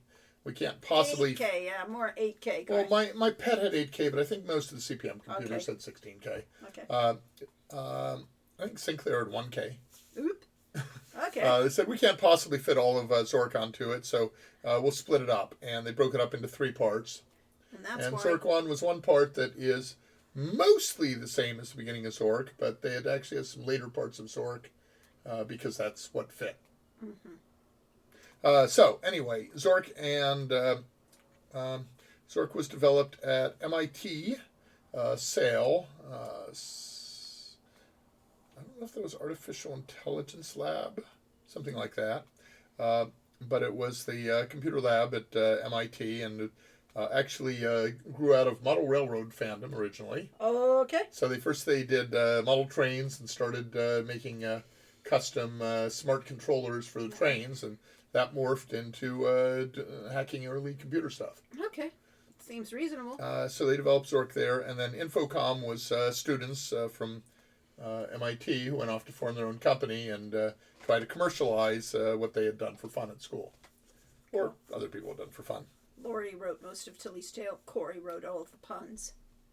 No, actually. Because I wrote Did I write anything in Tilly's You Tale? didn't write a thing. No, it was entirely Lori. Yeah. I might have written a line. We spent hours. I did we brainstorm. did discuss Yeah. all of the possible cow puns that it can. Yeah, and Lori- basically, I wrote the, like Roberta writing all the fairy tale tropes. I wrote every word associated with cows, and then tried to come up with puns that incorporated them, so I didn't repeat the puns very often. If you find yourself in an impromptu pun thing, we found the safest topic is trees. Trees. That there's so many puns you can do on trees and leaves and branches and stuff like that. Yes. That if you can pretend it's spontaneous. Yes, when just it's come up with it. Yes, leave me alone. Because you've heard them 1,000 times already. Yeah, so right. you can come up with those. Anyway, so cows. There's a lot of. We decided World of Warcraft has the Tauren race that are basically humanoid cows. Minotaurs. Minotaurs. They're Minotaurs. That's why they're Taurens. Tauren Minotaurs. Yeah. And so we decided that every character, and other players independently did this, that every character that was a Tauren had to have a cow pun in their name. Yes. So the joke about Muella being a Kaladin is because I have a paladin named Kaladin who is a Tauren paladin. And I had a warrior named Muella who was a Tauren. Yeah. Who was originally named... was an undead named Duella. Yeah, it was originally undead named Duella, and my guild made me change to Tauren back in the days when stamina was the only important stat. Yes. And Taurens had more stamina. Yes, I think there's always a risk of losing touch with the intended experience when you don't play a game you're working on. Yes, I agree. It's been you couldn't do that at Sierra. We could do it, and we will be doing it more with the Tilly Tale / the next one. Adventure. Ifeado's Adventure. I want to play through it as we do it. I might have less external stress in my life, and I may actually be able to play test as we go along. Yes, so we will certainly do things differently. And I agree with you. There's a risk of losing touch, but it isn't always possible. But there's a different risk of writing part of a game and then going through and play testing it and refining it. Is you start getting into micromanagement. That's Lori's horror. She doesn't want to play through the stuff she's already written because she wants to write new stuff. Well, that's not a horror. That's a reality check. Okay, a reality check. So I kept trying to take the whip to Lori and make her play her own game, and she kept saying, "No, you play it." Yeah, I tried. And I did, and then I said, "Well, this I don't really quite understand why the story dead ends here." And she says, "It's not supposed to dead end there. Go look at the scripts and find out why." Look at I said, "But I didn't write it. How can I find it in the scripts?" That's what the scripts are for. Yeah, right. So yes, it didn't work out very well with Tilly's Tale. But we're still told it's a good game, and yeah, it amazes us every time we write a game and somebody tells us it's good. Right. So yes, we're going to be working even harder. All of the mistakes we made with Tilly's Tale, we will not make. We'll make a different set for a fail. We will make a different set. We're rearranging it. We're doing it differently because every game should be an improvement on the previous one, or else it's no point in it. And I'm doing a little experiment with Tilly's Tale because every bit of market wisdom is that you put all of your marketing effort into a game on release, or it's actually before release, and you get all the publicity for it, and you got to hit with a bang. Yeah. And I decided that for Tilly's Tale, partly because I was lazy and didn't want to send out a bunch of press releases, and partly because I lacked confidence in it. I didn't think we actually had the game solid going out the door, is that I put off that task. So I made a conscious decision. I'm going to do this as a slow burn, and I will be gradually building up marketing. You need to do all those marketing the minute it comes out on Switch. That's yes. Yes. Yeah. By the time the game is out on Switch, we'll be doing the Strong Splash. So Tilly's Tale has sold hardly any copies other than to the original backers, but that's completely expected because PC Gamer came to us and did a wonderful review and interview on it, but. We really haven't done much of anything else for publicizing it. Yeah. And I've been ignoring all the requests for game keys because It's too much trouble. A, getting the keys, and B, figuring out which ones are real. Well, that and the fact that there had been things going on in real life, in our lives. Yes. I mean, so it's been a mess here, but oh well. So we're hoping that as we get more into Afeo's adventure, that we'll actually be in what in the olden days used to be our retirement and our sunset years, and for us means the years in which we have enough freedom to do a game right. Yeah. Valiant Cheese says Colossal Cave had huge impact on so many people. Yes, it was the first computer game I ever played on a real computer. Corey's real homemade homebrew. My S100 bus, CPM, that I nicknamed Lorelei, I think before I met Lori. That influence stretches into contemporary games these days as well. Well, yeah, Colossal Cave was the first game where I had the realization that it helps people that are afraid of making mistakes, like I was. I hated to make mistakes. I really avoided making mistakes, and that meant I didn't do a lot of things that I felt I would make a mistake at. Risk avoidance for that. Computer games teach you that a mistake is nothing. You just try it again. Yeah, you may fail, you may lose the game. But you can always. But you can start again. So it was amazing. That's a mind-blowing concept, that you don't lose. That making a mistake is nothing.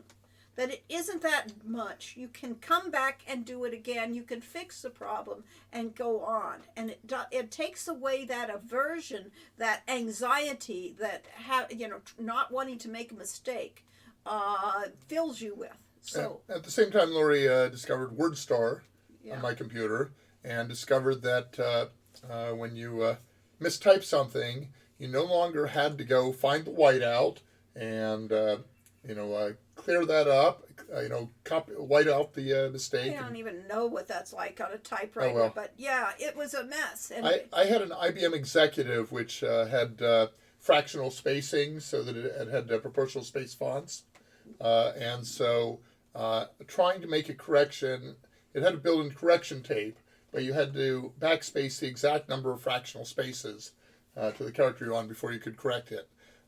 It was tough.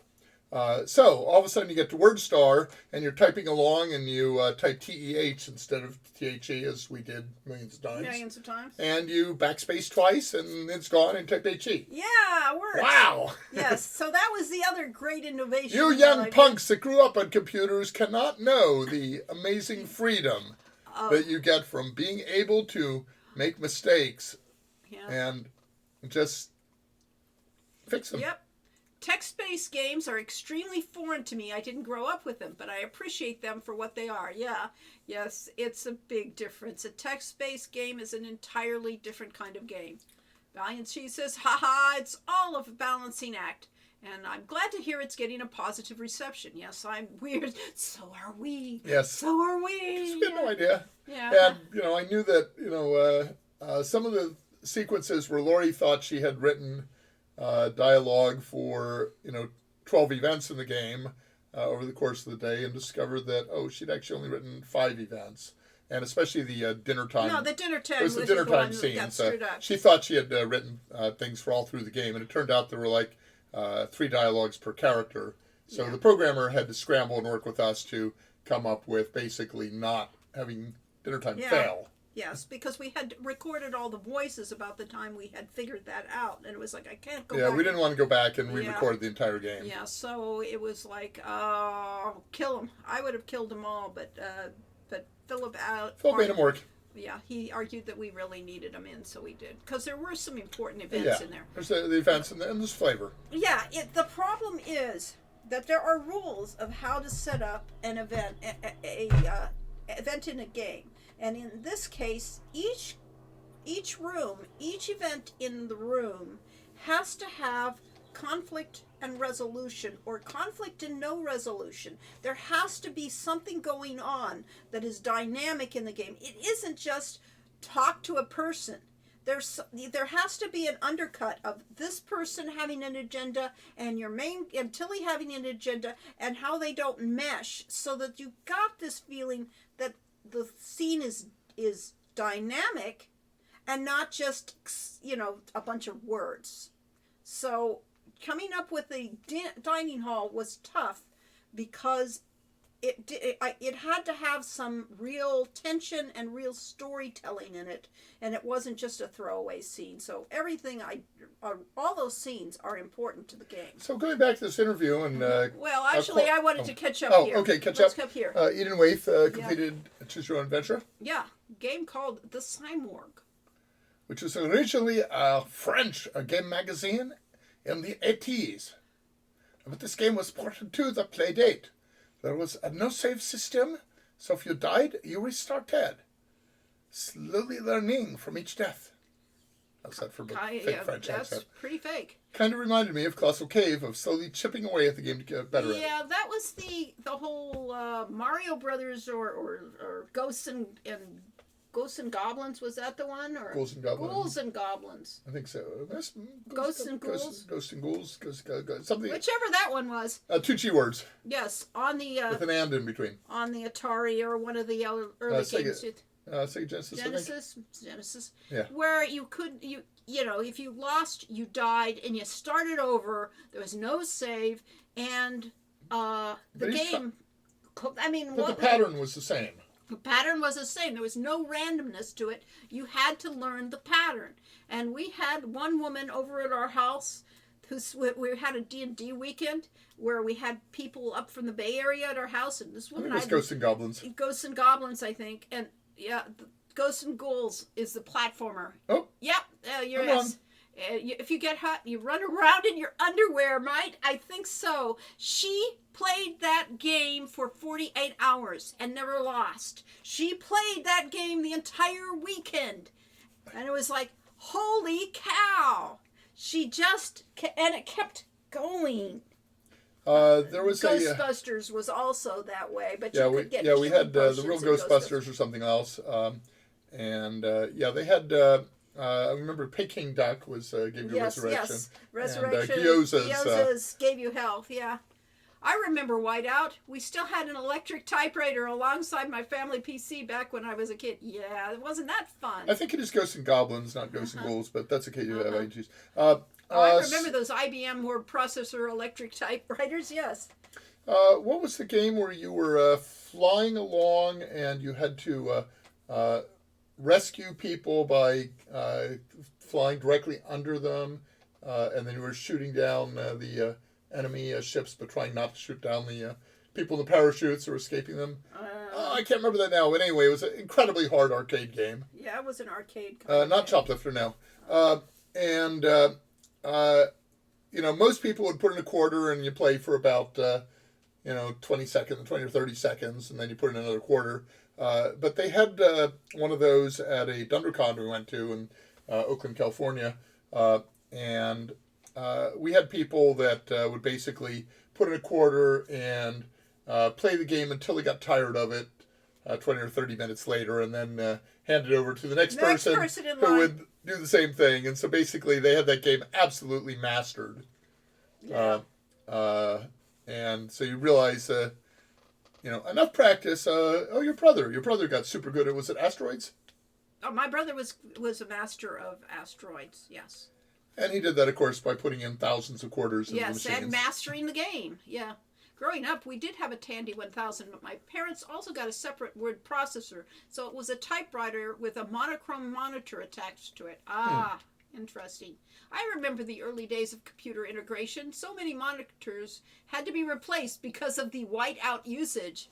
Oh, interesting. Yeah, that was actually, the screensaver, what we now call a wallpaper, was originally a screensaver, and a lot of them, and they had moving parts on them. So one of the famous ones was flying toasters. Because if the phosphors would freeze into that. Yeah, so if you had the same image on the screen for too long, it would burn into the So I screen. saw a picture of a video game where Game Over was burnt into it. Yeah. Okay, let's see. People would get Game Over and then walk away from it. It would just sit there, and so it burned into it. Amazing. Let's see. I'd love to see a friendly goblin sometime. We've had friendly goblins. Yes, there's goblins in World of Warcraft. They're a player character. Ghouls and ghosts, ghosts and Yeah, goblins but I don't are know how the friendly they are. the They're two greedy. names. Same series. Goblins was first, ghouls was the second. Ah. Okay. Ghosts and Goblins was probably the original then. Choplifter, no. Ghosts and Goblins was infamously difficult on the NES, and the series overall is pretty punishing. It was, and on the Sega Genesis, it was just as punishing. Well, as all of the early console games on computers were inspired by the stand-up consoles in arcades. Yeah, exactly. And stand-up consoles in arcades, the object was to get people to feed more quarters into Right. So it took a whole new Mindset way of change. thinking Yeah. when they started to go to computers and realized, oh, we don't have to limit our gameplay. We don't have to make it so tough to make the person lose the game. So even when we were doing these early adventure games, we were breaking the pattern of how they were designed prior to that. I mean, like, And one of the things Lori and I, set as a rule early on was that our games must be fair. Mm-hmm. That if you had a puzzle in the game, all the clues to solve it would be in the game. And we had a lot of pulp culture references and stuff outside of the game, but they weren't related to the puzzles. right. We could not use outside information to solve a puzzle in the game. It had to be organic. And probably we failed in that occasionally, but well. we didn't know it because we knew that. Right. Just like Hangman, it's to us, everyone plays Everybody Hangman. should be able to figure out a word, Word puzzle. no, a letter sequence game, whether it is Wordle or Hangman or whatever they're calling it now. Rumpelstiltskin spelled backwards with 2 letters reversed? No, not that Oh. one. After Dark. Actually, no, Yes. no in Yep. a backwards alphabet, that was it. Backwards alphabet? It was backwards alphabet. So basically, you had to take Rumpelstiltskin and then take the alphabet A to Z and overlay it with Z to A, and then replace each letter with the corresponding letter in the reverse alphabet, and then type that in, except that there was a mistake in it so that 2 of the letters in Rumpelstiltskin were switched. So you had to do the misspelled version of Rumpelstiltskin. I have to head off, says Valiant Cheese. Thanks for the streaming and have a lovely day, night, / everything. Was that the one, if in Kolv Hagogrum? Is that it? Was that Rumpelstiltskin? I have no idea. As It sounds opposed like to it. Sounds about right. Mr. Mr. Mixospitalik in Yeah. Superman comics. Yes. Personally, I enjoy one of the spin-off series, Gargoyle's Quest / Demon's Quest. Oh, was it Rumpel and Rumpel? Okay, so that's actually a language issue. Okay. In German, it would be Rumpel, Rumpel. But in English, you might very well write that as Rumpel. Okay. So I didn't know which 2 letters were. So I thought it was a T and an S, but that would make sense. Yeah, and it's an easy misspelling, so it makes sense even if you didn't know what Rumpel is. Now, doing the entire word backwards, because you get a clue about, thinking in reverse or something like that, and writing the last letter first and reversing it, that would have been a logical puzzle. Oh, well. And reasonably fair, but reverse alphabet, I mean, just doing it backwards. Cuts her mustache. Yes, I mean, Cuts her mustache. Rumpelstiltskin is enough of a tricky word to spell backwards. Yeah, having without- to type it in period is hard enough. Yes, they didn't need to make it any more difficult. So yes, people, all of these games are deathly, tough to do. And of course, that's not really the name from KQ1. He's really from a fairy tale about Rumpelstiltskin and the girl. That's why the remake accepts Niltstick, Slippermere. There we go. Good for that. Very good. Yay. But that first puzzle.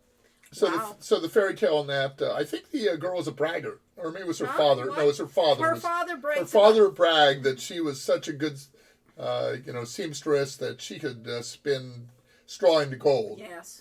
And so she's the king locked her in a room and said, "Do that, Yeah.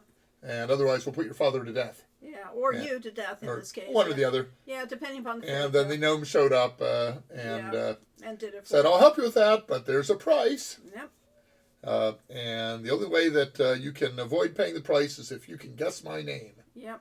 And then there's a whole story about that. But Yeah. anyway, That's so the that's what original. Roberta took for getting the gnome's name. Yep. All came out of fairy tales. King's Quest is basically a huge extended collaborate. What's whatever the word is for all the fairy tales mixed together.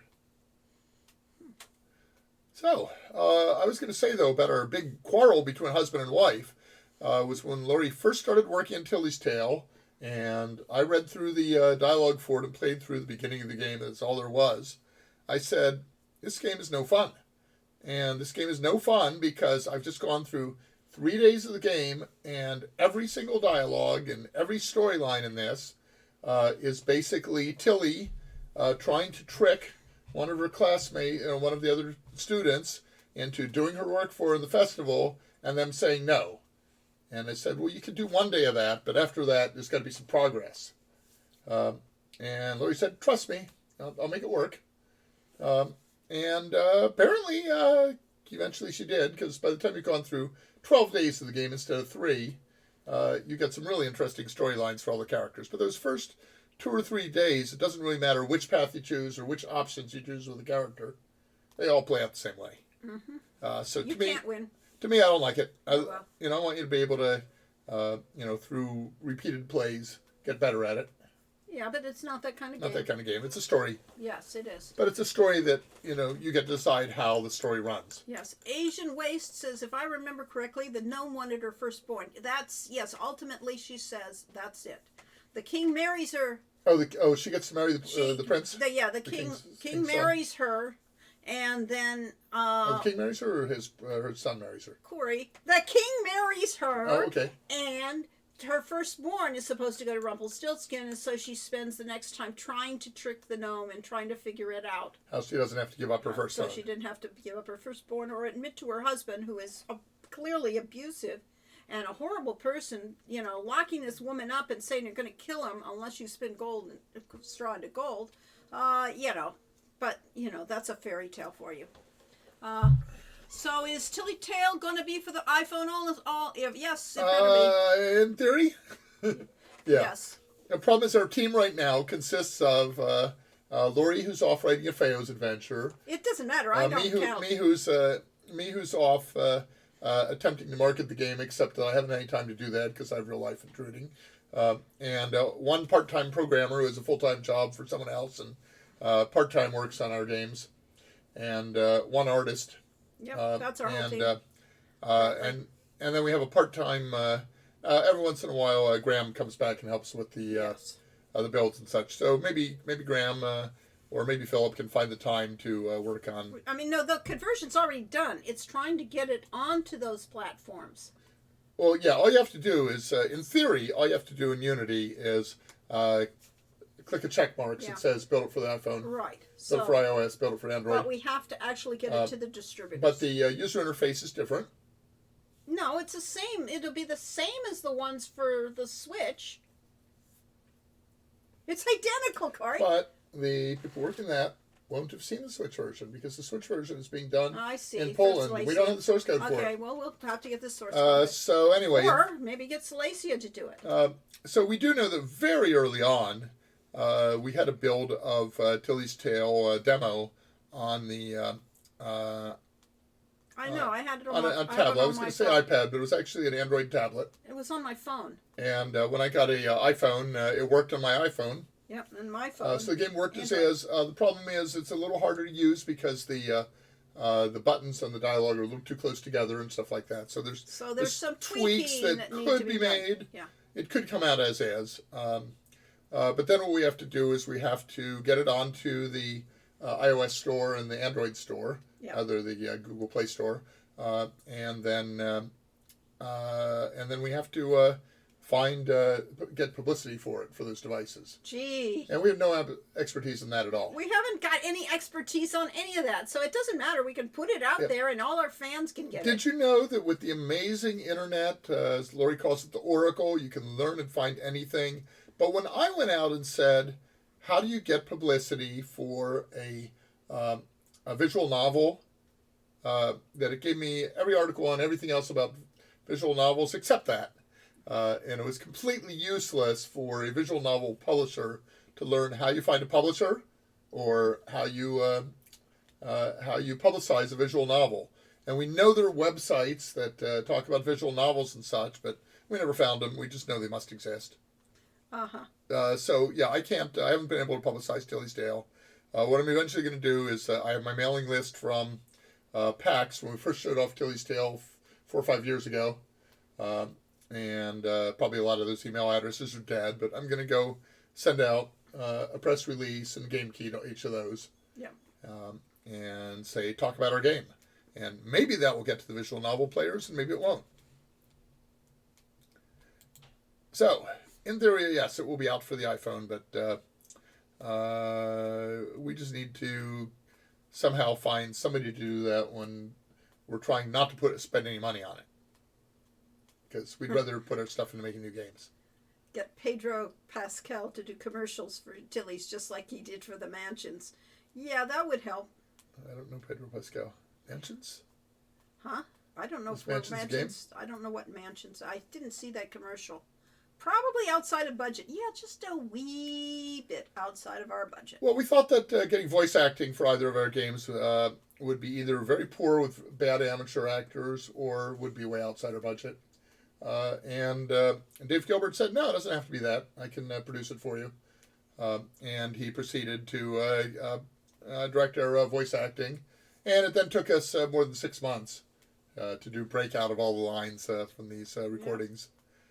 So it was a huge cost in terms of mind share of me and Philip to All of us. all of us to get this. Oh, that's true, Lori. Yeah, I did did. quite. You did. I did them. Yeah. You did I Tilly, didn't I think. break it. I broke out most of them. You broke out one of the characters. No, I did a third, and you did 2/3. Okay, fine. Whatever.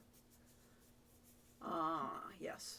Roberta did a guest appearance on Game Grumps to show off Colossal Cave. One of the co-hosts is a huge Sierra fan and spent the hour gushing. Now, that's always a good thing. I'm sure she appreciated that.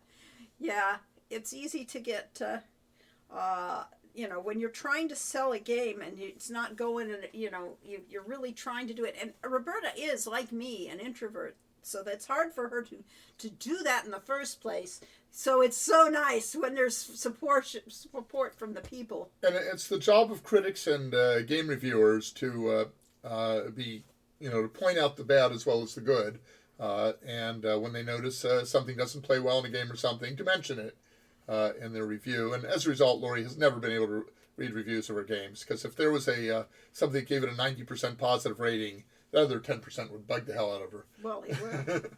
But I do like creative criticism, i.e., what if you did this? How, wouldn't this be better? And I like that sort of thing, yeah. I ran into a problem with that. Started with when I was 15 and in Germany.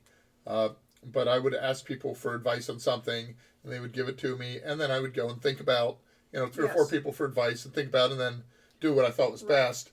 And people would get so angry at me that I did not listen to their advice. You have to watch that because, yes, that will happen too. Because they say if you're asking them, sorry. Yeah, well, no, that's the whole point, is that everything, no matter what, you can give me suggestions for these games. They're never going to be your suggestions verbatim because they'll come through me. I mean, everybody hears things and then reacts to it as they hear it and as they process it and as they feel it is right. So, it just is the right way to do it. And it's very popular in this game of, open communication, the internet, for people to focus in on one thing they don't like about a game and say, worst game ever. I know. Because the Druid travel form... that was actually my pet peeve with World of Warcraft. For 2 years, they had a bug where the Druid fast travel form that I had gone through a major quest to learn didn't work. Oh, okay. And the reason it didn't work eventually turned out to be that they introduced a thing called glyphs, and glyphs let you change the appearance of different forms. And when you change the appearance of your land travel form, that caused a bug with the flight form. Oh, okay, interesting. And because it was in that weird special case, even though it was reported to them, they couldn't find it. They couldn't find it? So it took them 2 years to fix that.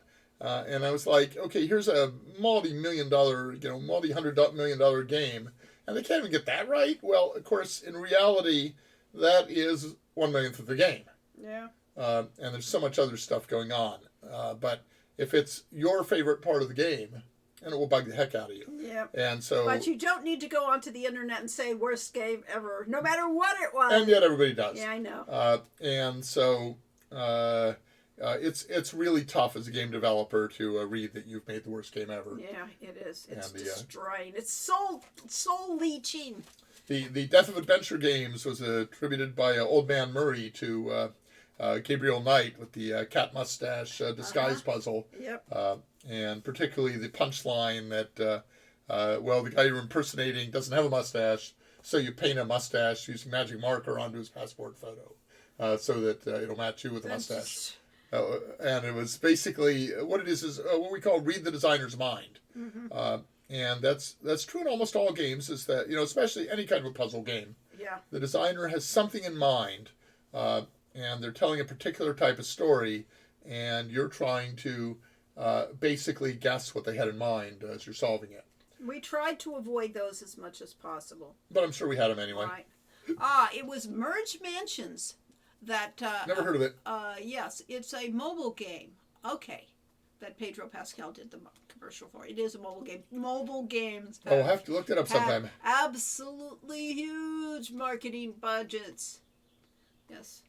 Lori hates her voice, by the way, in reference to Roberta has a very pleasant voice. Oh, okay. I think it's perfectly fine. Okay. But Lori doesn't like listening to herself. Yeah, I can't listen to myself. Yeah. Maybe a good way to market is to do an interview with someone. I agree. That is an excellent way to do it. That's why we were going to be doing this interview here. But it went off on the fact we're doing a live stream. We can't just do the interview. Yeah. Uh-huh.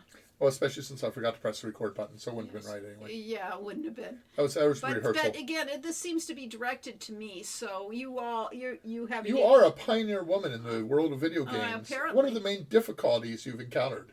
Honestly, I had it easy, people. I had it one of the easiest situations of women. I had a game company that's, there's a woman near the head, What about the time you were called into Fuzzy There Sweaterman's were, office? I said I had it easy. I didn't say I had it good. There were times when it was awful. But that wasn't because I was a woman. It was, well, it might have been. It might have been. Every woman designer who worked at Sierra got criticized, and Roberta didn't. That's except not for, every well, woman. all right, Roberta. Yeah. Roberta's beyond critics. But there was Roberta was roundly criticized by all the programmers. Yeah, but she never had to hear it. Right. Roberta has a pleasant voice. Adventure games were waning by the late 90s, so it's fortunate that KQ3... Gabriel Knight 3. Yeah, I know. Was even released by that point. Yeah, but it still was... Gabriel Knight did well. I mean, and... It was a very successful game, and Quest for Glory 5 did reasonably well. It just didn't live up to the huge increase in budget, where Quest for Glory 4 had I think a $600,000 budget, but it didn't make it. It ran over, and so it cost probably $900,000. But Quest for Glory 5 had I think a $1.8 million budget and ended up costing $4.5 million. Maybe it was a $1.5 million budget. So it was about triple the original budget. They all ran over. All right. So it sold lots of copies. It just didn't sell enough to make pay. The fact that the games of the late 90s cost 10 times as much to make as games in the early 90s. Jane and Company have admitted it was a choice. The puzzle was due to a running out of time. Oh, that's... We've had that. We can't imagine, wow, that ever happened. Yeah. Merge Mansion itself is rather disappointing. That's sad. Lori, if it's any help about having issues with your own voice, I personally liked your work as Queen Isabella. Thank you! And Smod in King's Quest 3. I had 5. 5. King's Quest 5, yeah. No, Smod. Smod was... in AGDI's King's Quest 3 remake. Okay. You did that, yes. Yeah. That was nice, because that was done at home. I mean, and that's the right way to do it. I never played Merge Mansion, but I just enjoyed the commercials for it. Well, it didn't do its job if you remember the commercials and you don't Webhead Spidey always reminds me of the game Cuphead. No, okay. The fact that they got Pedro Pascal to do a commercial is wild. Yes, indeed. Well, do you remember I guess he's famous, but I've never heard of him. Mandalorian. Oh, that's Mandalorian. Oh, he's the Mandalorian. Uh-huh. Oh. Uh-huh. And these commercials were after he did The Mandalorian? Yes, of course. Wow. Or that he agreed to it, yes. Let's see, what's going to say. Actors want work. Yes. Or at least money. PC game. Oh, I was going to say that World of Warcraft had some real famous things, famous actors doing the commercials for them at a time. Oh, they had Mr. T. They had Mr. T. They had William Shatner. They had Roundhouse Kick guy.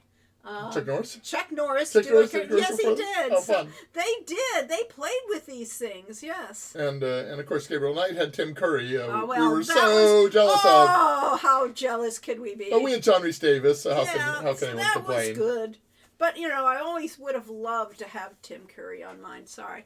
I grew up with a speech impediment growing up and was super shy because of it. Even when I got over it, I didn't like my voice. Now I do voice acting, and every director says they love my work. Life is weird at times. Hey, for you. But, of course, we process our sounds of our voice differently in our own mind, too. So it's possible we don't actually hear what we sound Well, one like. thing that freaked me out was that, I love to sing along and to sing, period. And that I had Lori and other people tell me, just stop. And I didn't realize that when I have a headset on, it changes my voice. And that I don't hear myself the same way through the headset. So when I'm singing a song, I go almost a half tone flat singing along with something.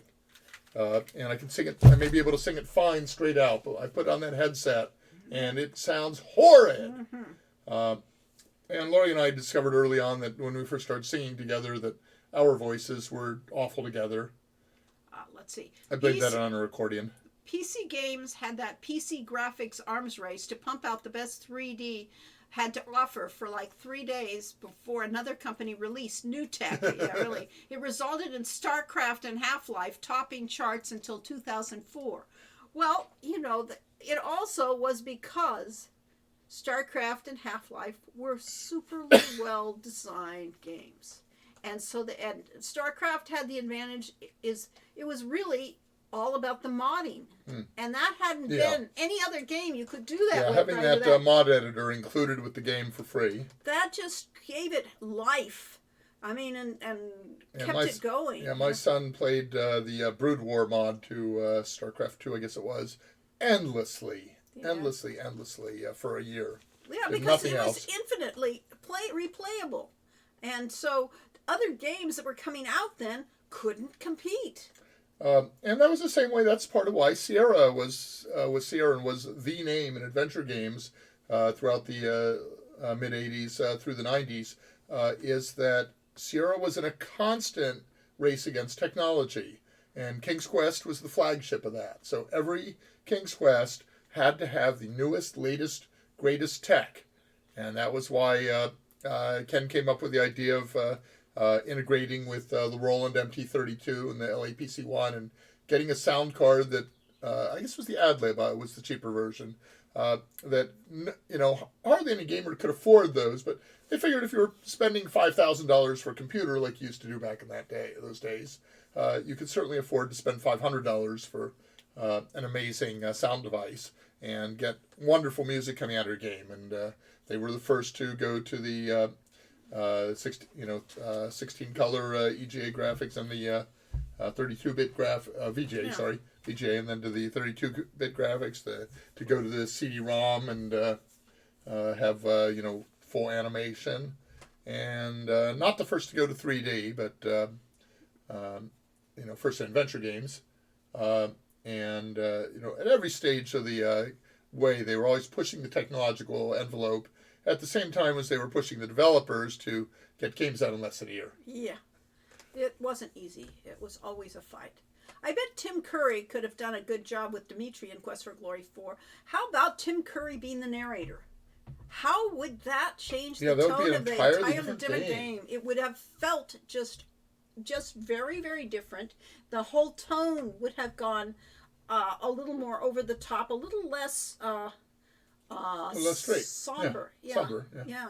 So it would have changed the game. So John Rhys Davis made it serious and moody and melancholic. Even when he was doing the silly lines, he took Yes. them seriously. And he did a great job in the silly, serious delivery of silly lines that Tim Curry would have done it over the top in the silly lines. And it would have been very interesting. I really, one of these days, with the way technology is, you will be able to do that. Say, I want to hear this game Ooh, with yeah. Tim Curry's okay, voice. So if they've got the You got voice Midjourney simulators. art and the yeah. the I mean, they already have the ability to change Dolly, your voice. Dolly art, and then they have the Yeah. GTP4 and Right. whatever the GPT-4 version of that is really getting good for text. Yeah. GPT-4 I think will actually integrate with Dolly or one of those and will draw pictures for you based on a spec. Yeah. So, yeah, interesting. I'm sure many our says we're future around? can change, and therefore you can have the voice of your dreams doing. You can recast any game with the voices of your dreams, because even now the AI can read text and turn it into written, spoken word. So pretty soon, just think about it. There was science fiction in the 40s and 50s that had the idea of basically holographic images, and that the idea of having taking a famous actor. Well, we did those. And Yeah. these were so far back that they were talking famous stage actors, Yeah. Beverly Sills or whatever opera singer, and having them perform because it would be the android or the AI representation of them. Yeah. Performing in their style, and that is certainly coming. Well, it already, we did it in our games. So I love the idea of having, saying, let's hear the narration of Quest for Glory 4 as performed by Tim Curry. Yeah. So I think year or two will have that.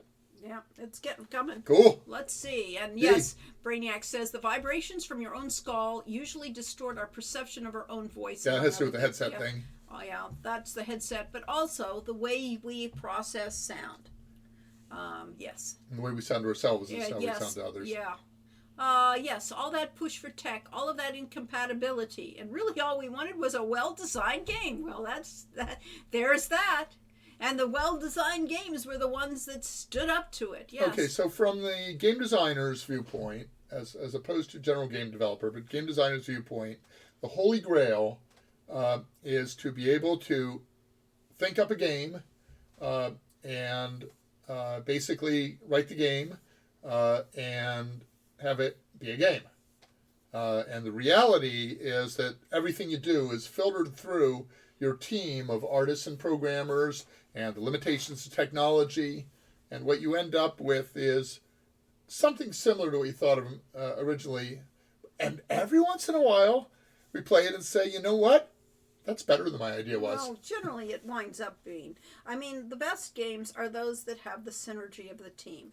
The artists coming together with the programmers and the design, and they all work together to bring it up to the next level. On Heroes Quest, and what started out as Heroes Quest 2 and became Quest for Glory 2, our team was all sitting together in one little cubicle division of a big warehouse, but we were all in one section together, and every once in a while, artist would start sketching something instead of what they were supposed to be doing, and programmer would look over at that and say, let's do this with it, and I'll bet I can program that, sneak into the game, and Corey Laurie will never notice, even though because we weren't always at our That's desks. what the Easter eggs were. Yeah, usually. those were the Easter eggs in games, and one of them was Brian Hughes on Quest for Glory 2, going off on his own and getting together with Jerry Moore, the artist, and doing the Saurus repair shop at the end.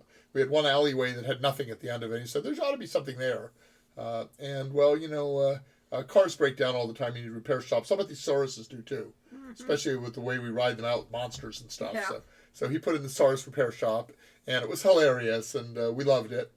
It wasn't as well fleshed out as the rest of the game, of course, but it was fun. Yeah. And it almost made it into Quest for Glory 2, and we cut it out the last minute because we had jammed so much on every disc of the game. We It ran didn't out fit. of- It didn't fit anywhere. So the remake put it in, and when I saw it, It looks exactly like it looked in my the way I remember it in when they did it, and they had to remake it from scratch to do that. Yeah, so basically, I introduced the makers, the people at HEDI, to Brian, and they talked to him. And I don't know if they got any source code from him, Maybe might have. they had some of it because it looks so similar. Anyway, what is that name that I can't read? Gavin something Hart, the blue on black. The blue it is Gavin Stouthart. Mr. Stouthart. I played Sounds with like a an hobbit. AI-based Maybe a dwarf. voice. Dwarf. That's a dwarf voice. Yes. Okay, say it in a female dwarf voice. Well, it sounds a lot like a man's voice, doesn't It it? doesn't have to. It could be high. Oh, all right. I have seen. Let's see. I've played with an AI-based voice changer to sound like other people. Right now, it kills much of the acting you do with it. That is a problem right now. As I said, it's gonna be a while before they get it right. What's that? Auto-tune. Auto-tune. Auto-tune Yeah. they do with music. And the problem with auto-tune is it takes all of your slightly off singing and gets everything on the right notes. But it also does that with things that were like runs and things that were... So it equalizes it. It equalizes it, and if you put auto-tune as max setting, Cher played with that on the one song intentionally. Yeah. And it makes it very robotic. And it loses the the joy of music is inherently imperfect, and the imperfections often are what make it. Yep. They're also what make it annoying. I've seen some funny AI voice videos of Trump, Biden, and Obama playing Call of Duty, talking crap to each other. It's pretty funny. I think it would be pretty funny, yeah. Brainiac says, I'm still thrilled by my own very tiny addition to the Quest for Glory 2 remake. Good for you. There was one very tiny alleyway with no name in-game, so I recommended making a joke and calling it the equivalent of Pizza Street. In later versions, it is indeed named Manakish Tariq. very good. It's not That's strictly pizza. pizza, but pretty close. Oh, that's fun. Yes. And that, of course, is exactly what we did with the street names Right. originally, as we came up with a theme for each street, and then Lori Yeah. looked in a Arabic dictionary and Yep. translated them. Right, so that we would, we wanted to give you the feel, the whole atmosphere of being in this land. So the cross of Dinar Tariq and something Darb. What was the other small coin? Sharky Darb. No, The I had it a second ago in my mind and I lost it. Darbs were one way, and Darbs were alley. One were northwest. northwest, and Or north south and east west was Tariq's or the vice versa. okay. Anyway, so Dinar Tariq was dinar was the gold coin that they used, the main coin, and that of course led to the money changer. And I don't think it was some centime, but it was something. The small coin was the cross street to that. Okay. And so you were near. So that was why you don't actually need the directions of the manual or the map or the very confusing directions from one of the Marx Ali Brothers, Chica, yeah. Ali Chica, to get to the money changer. Is once you find yourself with a street that has a money kind of name to it, you're on the way to the money changer. Okay. And there was In theory, it was kind of a maze. So. Yeah, but it took you there. That street did take you there. It dead ended at her place. Okay, good. And another one, had the name of the Palace Street or something like that. And, all the streets kind of gave you a clue. There was one that was like Magic Way or something like that, and that led you to Wit. Yes, so all you had to have could was actually- your Arabic translator right there, and you could figure out where you were going. Yes, no problem at all. Not a problem, yes. All of you that speak Arabic, you would have no Or problem. you keep your dictionary by your side, so you don't actually need the map. You don't. Hey, how many people have their Arabic English dictionary on their side? Now they Nowadays, do. we all do, yes! In 1990, not so many of them. Yes, but you all can do that. Uh, Unfortunately, have to go, but take care. It is You that will.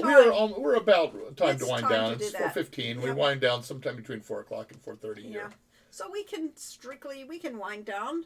But what about all those other people? Santim Tariq, that is. Santim, Okay, yes! Santim Tariq. So that wasn't even Arabic. That's French. Well, no. Santims? No. It really came out of the word. Maybe there was a. Yes. Dinar Tariq moves vertically and horizontally. Yeah, I know. Oh, they well. all turn into They all that. turn some. But there was there was definitely somewhere There's more. a mainly east-west or mainly Yes, north-south. yes, and so that was the difference between a darb and a tariq. So that if they intersected, it was generally a darb with a tariq. And it was like Tariq and Darb means something like street and avenue. Yeah, I or know they're about something the like same. that. So. But yeah. There's Okay, the there's remake. the map. Yeah, sorry, Quest for Glory 2 didn't come with an English Arabic dictionary. Now I'm curious how expensive it was to include an almanac and copies of Where in the World is Carmen Sandiego? Well, I don't know about that, but I do know that Castle of Dr. Brain Yes. shipped with a puzzle book, and Yeah. we had a kind of partnership with the publisher of that to get those books cheaply so we could include them. And we advertised them, and they advertised us. Yeah. In theory. In theory. Yeah. And Shannara came with a copy of the Sword of Shannara. Yeah. So that was a thing at one time. So, yeah. And of course, it made the boxes have to be thicker and stronger. And then people complained, Castle of Dr. Brain, I don't know it's if heavy. I had more Greek in Quest for Glory 5 than I had Arabic. But the problem is when you use voice, is how do you pronounce words, especially if they're in another language. Yay! There we go. Fantastic Book of Logic Puzzles by Muriel Mandel, illustrated by Elise Chanowitz. Had absolutely nothing to do with Sierra, but it had to do with brain teasers Yeah, and puzzles. yeah. And will and it's got a dragon, so it's a fantasy. Oh, it's a it fantasy. clearly belongs with our games, yeah. So that was thrown in, and I've told the story before, but I'll slip it anyway. When I wrote, when I came up with the idea of Castle Dr. Brain based on an idea by Ken, Just make it and short. I said no problem at all. I'll get a bunch of these brain teaser books you pick up at any drugstore and supermarket, and I'll just steal some of the puzzle ideas from it and make a game out of it. And it didn't work. Yep. Those puzzles, first of all, they didn't have enough variety to them, and second, they weren't appropriate for computers. So Lori and I had been invited to a bunch of puzzles. I did most of them, but Lori helped with a few of them, and I probably couldn't have done it without her, but maybe I could have. Yeah. I will always say Castle was a great game, and I look forward to any potential future for Puzzleworthy. I'm looking for any potential future with Puzzleworthy too, because we were coming up with some really cool ways of doing the art, and really cool concepts of having organic puzzles. So they say when you're shopping for a house, never fall in love with a house because it'll turn out that they'll jack up the price on it, or there'll be a problem with it or something, and you won't get it, or you'll hate it. Mm-hmm. Same thing applies with video game ideas. If you want to design a game, never fall in love with a game concept because you won't get to make that game. Yep. So Lori wrote two short stories in the spell book when we published it about a consulting magician, and it was based on the idea of Sherlock Holmes consulting detective, but she had basically a bumbling, a wannabe detective, Wannabe magician. well, wannabe magician, wizard. yeah, He starts out wannabe wizard. and he's really bad at it, but he's also extremely lucky. Yes. And he actually has a lot of potential that is later revealed. But anyway, so Lori wrote these stories, and I liked them a lot. And so we talked about making a puzzle game with that as a setting for it, and started some work on it. And Sydney and JP did a prototype for it. And the problem was that Lori said, "That's my story. If we're going to do that, I have to write it. It's my characters, my ideas." And I was all excited about writing this game, and all of a sudden, nope, you can't do that. So we came out with Puzzleworthy, which is also more of her idea. And I wasn't in love with Puzzleworthy at first. We had another, various other names we went through with it. Professor Puzzleworthy. Yeah. Well, that was later on. But some Puzzleworthy was my word for it. And I said, I really like Professor Puzzleworthy. I think that's cool. And it's and the player is Puzzleworthy. You are worthy. You are solving these puzzles. So I love that as an idea, but I wasn't totally in love with the game as much as I was with the previous idea, and so therefore I didn't get very far with it. Right. But, as I actually find myself with less stress, less responsibilities, and more leisure time, who knows? Maybe I'll actually get that game written. Right. I have to get through Sammy's story first, but who knows what will happen then. We may, if we actually start to make money off of these games, then we will keep making. I'm not sure we ever will, but we may. We have to make some money. We cannot make zero. Yeah, we have to get enough from Kickstarter or whatever, so we're not totally losing our shirts on them. Yeah. But in a way, this is just our retirement, hobby. This is our gig. Yeah. Yeah. Right. Some people, go to bands and play music and things like that. We sort of make computer games. There's a duet that occasionally plays at our senior community clubhouse, and they do a lot of 60s and 70s songs and so on. And the story that they tell is that one of them was an aspiring guitarist, and he took lessons from the other guy. And paid lessons. And at one point, the guy was the teacher said, you're getting really good. I'm doing this this gig at such and such a place. Why don't you come with me? And the guy says, well, I don't know, how much is it? And he says, not much. It'll be about $50. And the guy says, I can afford that. It never occurred to me to actually get paid for playing. So the idea they'd get paid $50, but he was just doing because he loved playing guitar and he loved this other guy's work. And the one guy is, is a virtuoso. There's Tommy Emmanuel does amazing videos and performances of guitar, and this guy is almost as good as that. And the other guy is a more ordinary, can play chords and stuff, but very well. Okay. And the two of them together are amazing. So this is like these free concerts that if these guys had a name, you'd pay $50 or $100 to go to the concert. Huh, well, and they're really good. But as the one guy was in there is and this is the thing they always have with game developers is the imposter syndrome. They say, I'm not a real game designer. I'm just faking my way through this, and my work's all pretty mediocre, but somehow I'm getting away with it. Well, everybody feels that about pretty much everything we do at times. No. No. I always think I'm a game designer. Yeah, whether I'm a good one or not, that's the question. But I do know I'm a game designer. I don't have to have an imposter syndrome at this stage of the game. Well, you didn't do your silly novel because you had no confidence in it, and it's great. It's a really good book. But one rejection, and it's like, forget it. Well, yeah, but there were burdens. 2 people involved. Yes, 2 people involved. And energy. Not including me, yes. You gotta have that energy and the ability to push past all the obstacles that are in your life. At the time, there was a review of Island of Dr. Brain that totally panned it and said, you should play Castle of Dr. Brain instead. It's a much better game. And I was really thrilled by that. I said, okay, yeah, I'm vindicated. Yeah. I can make a great game, and other people can't duplicate what I do. And in the subsequent years, I've discovered, Island of Dr. Brain is a really good game. There's absolutely nothing wrong with it. Mm-hmm. But I got there first. That's neat. I have the white box Discovery series of Castle of Dr. Brain, but mine is sealed, so I don't know if there's a puzzle book in it. I don't know. They might not have put it in the later editions. I'm not sure they did. Yeah. I think it was just the first one. So it was a promo for it. Yeah. But, we were working with a tiny bit with Terry Brooks on Shannara. I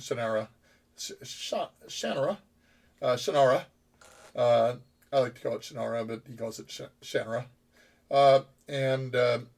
We carefully made sure that it fit into his world and did not interfere with anything in his books. It fit in between the first and second books and did not break anything. Yeah. That really might as well be part of the canon these days. I don't know what that has to do with anything. But anyway, so they included the book with it they did. Because that really was designed to be part of the fact it was Shannara the series. Publisher of the book that was... they were working with Random House, I think it was. Random House was in the process of acquiring Legend Entertainment and totally burned them. Yeah. Screwed them over. And Legend ended up having to stop making adventure games and Yeah. start making shooters and stuff. Yeah. Let's see. I'm a scientist. I'm just not the one with a huge amount of drive, passion, and vision. Some Asian ways says sometimes I sit at work and then ask, "How the hell did I get here?" Yeah, we've all been in some positions like we wonder, "What are we doing here?" Yes. Okay, Shannara, when it first came out, sort of Shannara, neither Lori nor I was impressed with the book. Right. Because the first third of the book reads like... Three quarters of the book. The first X% of the book Yes. reads exactly like a remake of Lord of the Rings, and well written, but not quite as well written. Yeah. So it's like completely derivative. And then at some point, Terry Brooks finally found his authorial voice, and it starts getting really interesting. And his subsequent books are more original. Yes. So he is a very good writer. But at the time, he was basically in college and just trying to make a buck. Yes, Shannara, just reads like a fanfic. Yeah, fanfic of Lord of the Rings. Yes. So we all have imposter syndrome. As for scientists not being the ones with the huge amount of drive, passion, and ambition, that's science. Science is incremental. Everybody builds off of everybody else's work. Our friend Bob Heitman from Sierra created his company called On the Toes of Giants, after the famous quote about, if I have accomplished things, it's because I've stood on the shoulders of giants.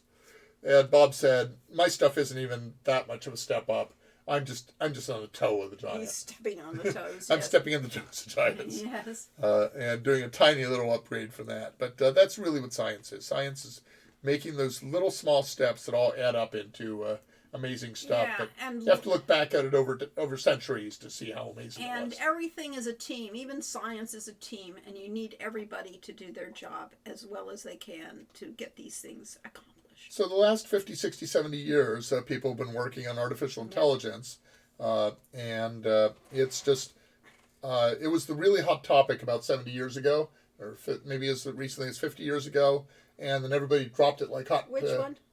Artificial intelligence. Oh, AI. Yeah. AI. And everybody, AI was going to be this amazing thing that they could do with computers. And then people discovered it wasn't so easy. And what they were doing was interesting, but it wasn't really intelligence. And all the funding dried up and everybody stopped working on it. And then seemingly instantly, this year, we've all of a sudden had, DALL-E and All these Midjourney. things come together. All this stuff come together into stuff that really feels... Overnight! Over the course of 70 years. Yes.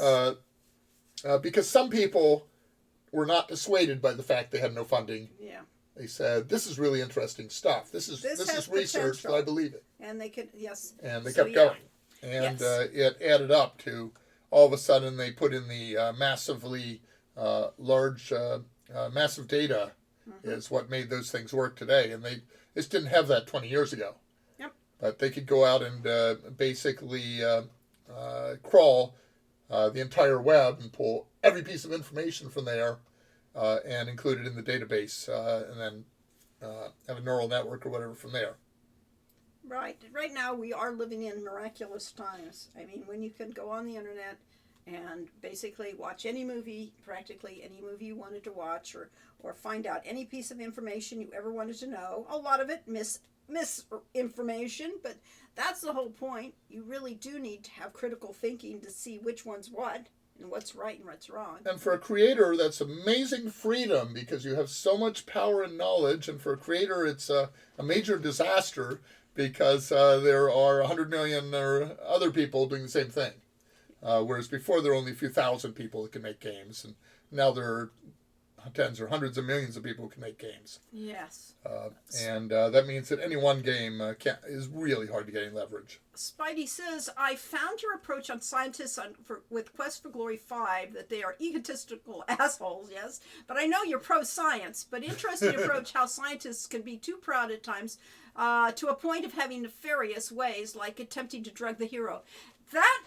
Yes, I mean, that was a fun trope to play, but I never thought of it as a trope until afterwards and was going through the TV tropes and found the trope about scientists, science should not, scientists are evil and that they. Well, I mean, Jurassic Park is all about how Yes. scientists can lead to disaster because scientists have no sense of consequences of their work. Yes, and I never thought of it as being part of that trope. Murray was not a fan of that. Yes, well, I never liked. Oh, you were a fan of Jurassic Park, though. Good movie. No, I thought it sucked. It was so illogical, and people did things. Oh, I loved it. It was an entertaining movie, but it was a dumb movie, but not as dumb as The Matrix. I will, there are degrees of dumbness of premises. And yet we were completely blown away by the Matrix's filmmaking. Oh yeah, I mean, there's a difference. Unbelievable. How But- can they make a film like this? I deliberately wanted to do a game like Puzzle Worthy, where we have a scientist who is not the total jerk. That's the so. Although there's some question about that, and some question about Yes, right. is But that's- Puzzle Worthy a paragon? Well, but then again, we have Dr. Cranium. I mean, we have. Dr. Cranium's not a jerk. No, Dr. Dr. Brain's not a jerk. Dr. Cranium is not a jerk. Nope. He's creating his own woman so that he can have a woman in his. Well, that way he's not abusing real women. All right, fine. I'm not sure that's. I like that approach. Creating your own woman and having sex with her is, that's don't go not there, hurting Roy. anyone else. Dr. Von Braun.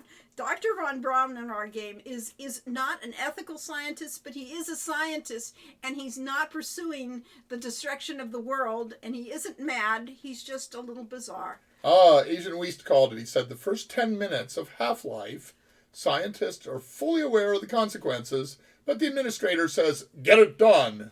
So, push it in, Gordon. There we go. It's And, all about administrators. yeah, We can so- have the administrators be evil every time. Yeah. Ken Williams' byline was, ship it. Yeah. Dr. Cranium is a perv, yes. The reason IRB, International Review Boards, exist is horrifying. Hey, I was a perv, so why not Dr. Brain? Yeah, right. Not a jerk. Yes, subtle difference. Yes. Yeah. So that was part of the thing of trying to have. He's a horny teenager fantasy. Okay. Mostly he's a parody of all the science fiction. Yeah. The Dr. Frankenstein and those. Yeah, it's making a scientists. play on Yeah. Frankenstein creating his Yes. own Yeah. creation, which he did not think of as a monster. He thought he was creating a man. Yeah. And it was wonderful. And That's- so Laurie said, well, why not create a woman? Yeah. And, well, me being involved, once you're creating a woman, what's a crazy socially inept scientist going to do with her? Yeah. Well, we didn't go there. It isn't in the game, people. It's implied. It's implied. All right, fine. Strongly. I don't think it was strong. Hopefully not. Also, what's interesting about the scientist trying to drug the hero is that I thought it would be an assassin, but it turns out the scientist. Interesting twist. Well, we had the assassin trying to kill people, so I really liked the idea of you're thrown off guard. You think you've got one person that's got to be the culprit. There are actually two people that are the Multiple. culprits. Yes, multiple. In different ways. Yes, there are. I mean, Ferrari's out for his thing, and then who's the scientist? The one scientist, Mobius. Mobius has his own little problem, and Mobius is a play on Dr. Jekyll and Mr. Hyde, so he's got two completely different personalities. Yes, and Dr. Pretorius, of course, comes from Dr. Pretorius, yeah. the Frankenstein movies, And and then you have Mobius comes from Forbidden Planet. and you have Art Goldfinger as the wealthy bad guy. Minos. And then the assassin is working for someone. So the assassin's a real baddie and was reminiscent of Bruno, but He is Bruno, Corey. it's beside the spoiler. Yeah, Come they all on. played it. Yeah. All right, so he's Bruno. But Bruno in the first game is pretty much independent. Yes. Bruno he in is Quest for independent. Glory 5 is working for someone. Yeah. And so you're trying to find out who's he working for. And it's no longer the Bruno that's the problem. It's the who Bruno's working for that's the problem. Right. So. So there's lots of people. So it isn't really even a question of good guys and bad guys. Yes, it is. It's people with questions, all with their own agendas. Yes, but there are good guys and there are bad guys. Elsa's a good guy that has her own agenda, and she's competing against you. And she is working with the bad guy, but she doesn't know that. Yep. So there are layers. I try to make these games as interesting and And the layered. hero is sort of and- working with Rakesh, who's Yeah. the ultimate good guy. Right. right. So, and you're playing the mystery solver. So, yes, amongst all the other things, Quest for Glory 5 is, it's a mystery game. And it has its twists. So yes. OSU says that he, Dr. Cranium, is a joke about can't get a real girlfriend, make your own. Weird science, Yes. basically. And we were inspired by weird Oh, science, yes, we among like other things. we like the stupid. There was weird Weird Science. What was the other one we liked? There was the one the with university one. The popcorn one. Yeah, the one with all the ends with the huge popcorn explosion. Yes, filling and the house. No Neck as the film. Which was a movie we were told by our friend Richard that some of his friends at Caltech, that was based on them. Or he would have said at his school, Pomona College, Yes. but it was probably really Caltech. In the Alex Garland film Ex Machina, it shows a version where making your own waifu can be abusive. Yes. Yes, that Real really, genius, thank you. Yes. Yeah, Real Genius is great. You got the guy that's hiding in the steam tunnels and comes out through the closet into the dorms and is the permanent student, never graduates. That one was fun. Weird science is dumb. Yeah, but it's Real Genius is a better movie. Real Genius is a better movie, but science is something to see if you want a dumb movie and be totally entertained. There may be a lot of popcorn in Real Genius, but Weird Science is more of a popcorn movie. Yes. Although our popcorn movie was the Quetzalcoatl, which is what Lori watched just before giving birth. Minos is a good example of poor research dooms, since he researched enough to learn that Elsa had been a brigand leader, but did not dig enough to realize that she's a really good person. She's a hero, and no, he just went with reputation, and did not and figures everybody can be used. I love the brigands in Blazing Saddles, where they're trying to hire the worst baddies of all, and they say, "Wait a second, what is that? Are you chewing gum? Yes. And, did you bring enough for everyone?" Yes. Not the sort of thing you expect with baddies. Well, it's that Blazing Saddles is breaks every trope. Yes. And Methodists. Real Genius was literally a popcorn movie. That's true. Yeah. Any rate, hope we managed you guys... to get on past 4:30. Hey, we made our time, and we've put in our time. We've done our time. Yeah. So in the future, you can expect more from us, but that is, of course, assuming that we actually become more productive in semi-retirement. We still have another year of chaos and horror going on with dealing with my mom's estate, but in theory we have less responsibility, and hopefully with less responsibility we'll become more responsible. Now, for a while we thought that our games were a responsibility, but really our games should be our fun, our joy. They are. They should be. They need to be our joy. Yes. I consider Leisure Suit Larry 3 and Space Quest 3 endings to be the equivalent of the Blazing Saddles chasing. And they were undoubtedly inspired by it. Yes. Yeah. It is quite possible. Although that's kind of an annoying thing. I mean, it worked in Blazing Saddles, but it's kind of a funny once to break that fourth wall so badly that you knock the wall down. Yes. You have to have watched enough Westerns to have had totally ingrained in you the phrase, "and then they rode off into the sunset." Yeah, really. And if you have that phrase as so much of a trope that you think that every movie should end with the hero riding off into the sunset, that's why twisting it makes it work. Yes. And always looking forward to anything from you. Even just these streams are a delight. Thank you very much. Thank you, Brainiac. That's exactly the kind of ego boo reason we can actually... he said something good? Yeah, he did. Where? He said, always looking forward to anything from you. Many of our fans do, and we kind of don't get that. We don't get why we have any fans. We're just, basically screwing around and occasionally getting paid for it. And then we throw something out in the aether and hope somebody will like it. We want to do this, and we will keep. We're going to try and be more responsible, though. Yeah, we would like to get more responsible. You think, as you get older, after 40 years, we'd be more responsible. You're supposed to learn these things. We have a first-time chat.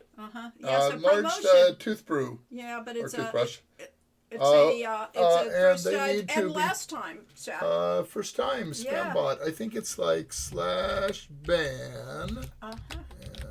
enlarged tooth Yeah. grew. Well, thank you. Kablooey! Banned! Forever. He's Yes. gone. He's there. He's gone. Comes less power. This is great power. We ban him. Yes.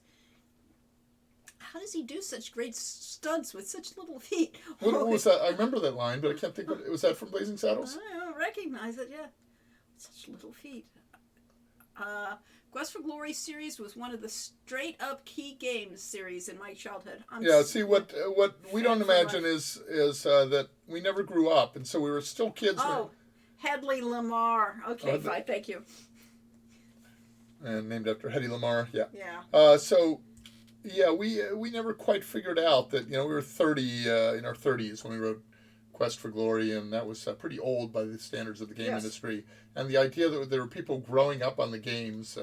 Well, just think, you too could be making your life dreams at age 60 plus. So it doesn't, Yeah, and if you're, if you're say in your 30s now, 30 years from now, you would have had an influence in kids, except the world will be destroyed by all right. climate change Let's by then. see. She was such a genius. The real Lamar. Yes, she was. Exactly. And Asian Ways says, because in 1989, I had no one to play D&D with, so I popped in a floppy disk in my 286, and it was actually like playing D&D with you. Thank you. That was the plan. It was exactly. That was the goal. That was the thing, because you couldn't play if you don't have a good team, you don't have enough people around you, you can't play D&D. And the funny thing is, I was not a very good dungeon master. I wrote what was a pretty great game for the time, which was Tower of Indomitable Circumstance, and which is being re-released this year. Maybe. Tower of Indomitable Circumstance. That was kind of my into doing fantasy gaming and meeting Lori and eventually to Sierra and so on. But over the table, being able, trying to improvise and trying to understand the needs of the players and stuff. Not much empathy, not a great DM. Lori, was not real good on rule systems and stuff like that, but she was really good on keeping a game running. Yeah, reading the table is important. Reading the table, yep. Yeah. No other game let me search under the rug. That was it. Our theory of game design was let the player do what the player would want to do. And basically, we looked at the game through the player's eyes. And we looked at the art that we were given, and if the, if we had said, make a, old person, retired person's home, dramatic, et cetera, and they put a carpet on the floor, and we had to say, okay, well, that carpet has to be there for a reason, and, what's under it. Yep. So we had to go with improvise off the art and improvise off of what we thought the player would do. Yes, or pick your nose for profit or death. And on that line, I think we'll wrap it up. All right. Thanks, everyone, for coming. Happy Earth Day. Happy Earth Day. We'll be back in 2 weeks with some theme or other. Yes, I don't know. we'll find a theme somewhere. We'll be getting close to Mother's Day, but I think it's it's the week before it. Is it? It's the 6th. Mother's Day's the 14th. Yeah, it's not so near. we're wrapping so we're around. talking about the 6th. Oh, wait, I'm looking at the wrong month. Oh, is that the wrong month? It's the wrong month, yeah. Oh, okay. Let's try going to May. That was the 6th. Yeah, it was May 6th. 6th. Yeah. May 6th. Mother's Day is May 14th. Ah, okay. So the 6th and the 20th. May 6th is closest to Cinco de Mayo. Or May the 4th. May the 4th be with you. Cinco de Mayo. We could May the 4th. We could we can do all those. Yeah. All the early May. Happy Earth Day to you all. Thank you. Bye bye. Grow something. Eat a plant in honor of Earth Day. Oh, there we go. Do more for the earth than you take away from it. Yeah. Ask not what the earth can give to you. Ask what you can do for the earth. Okay. And bye bye. And we love you. And I'll click.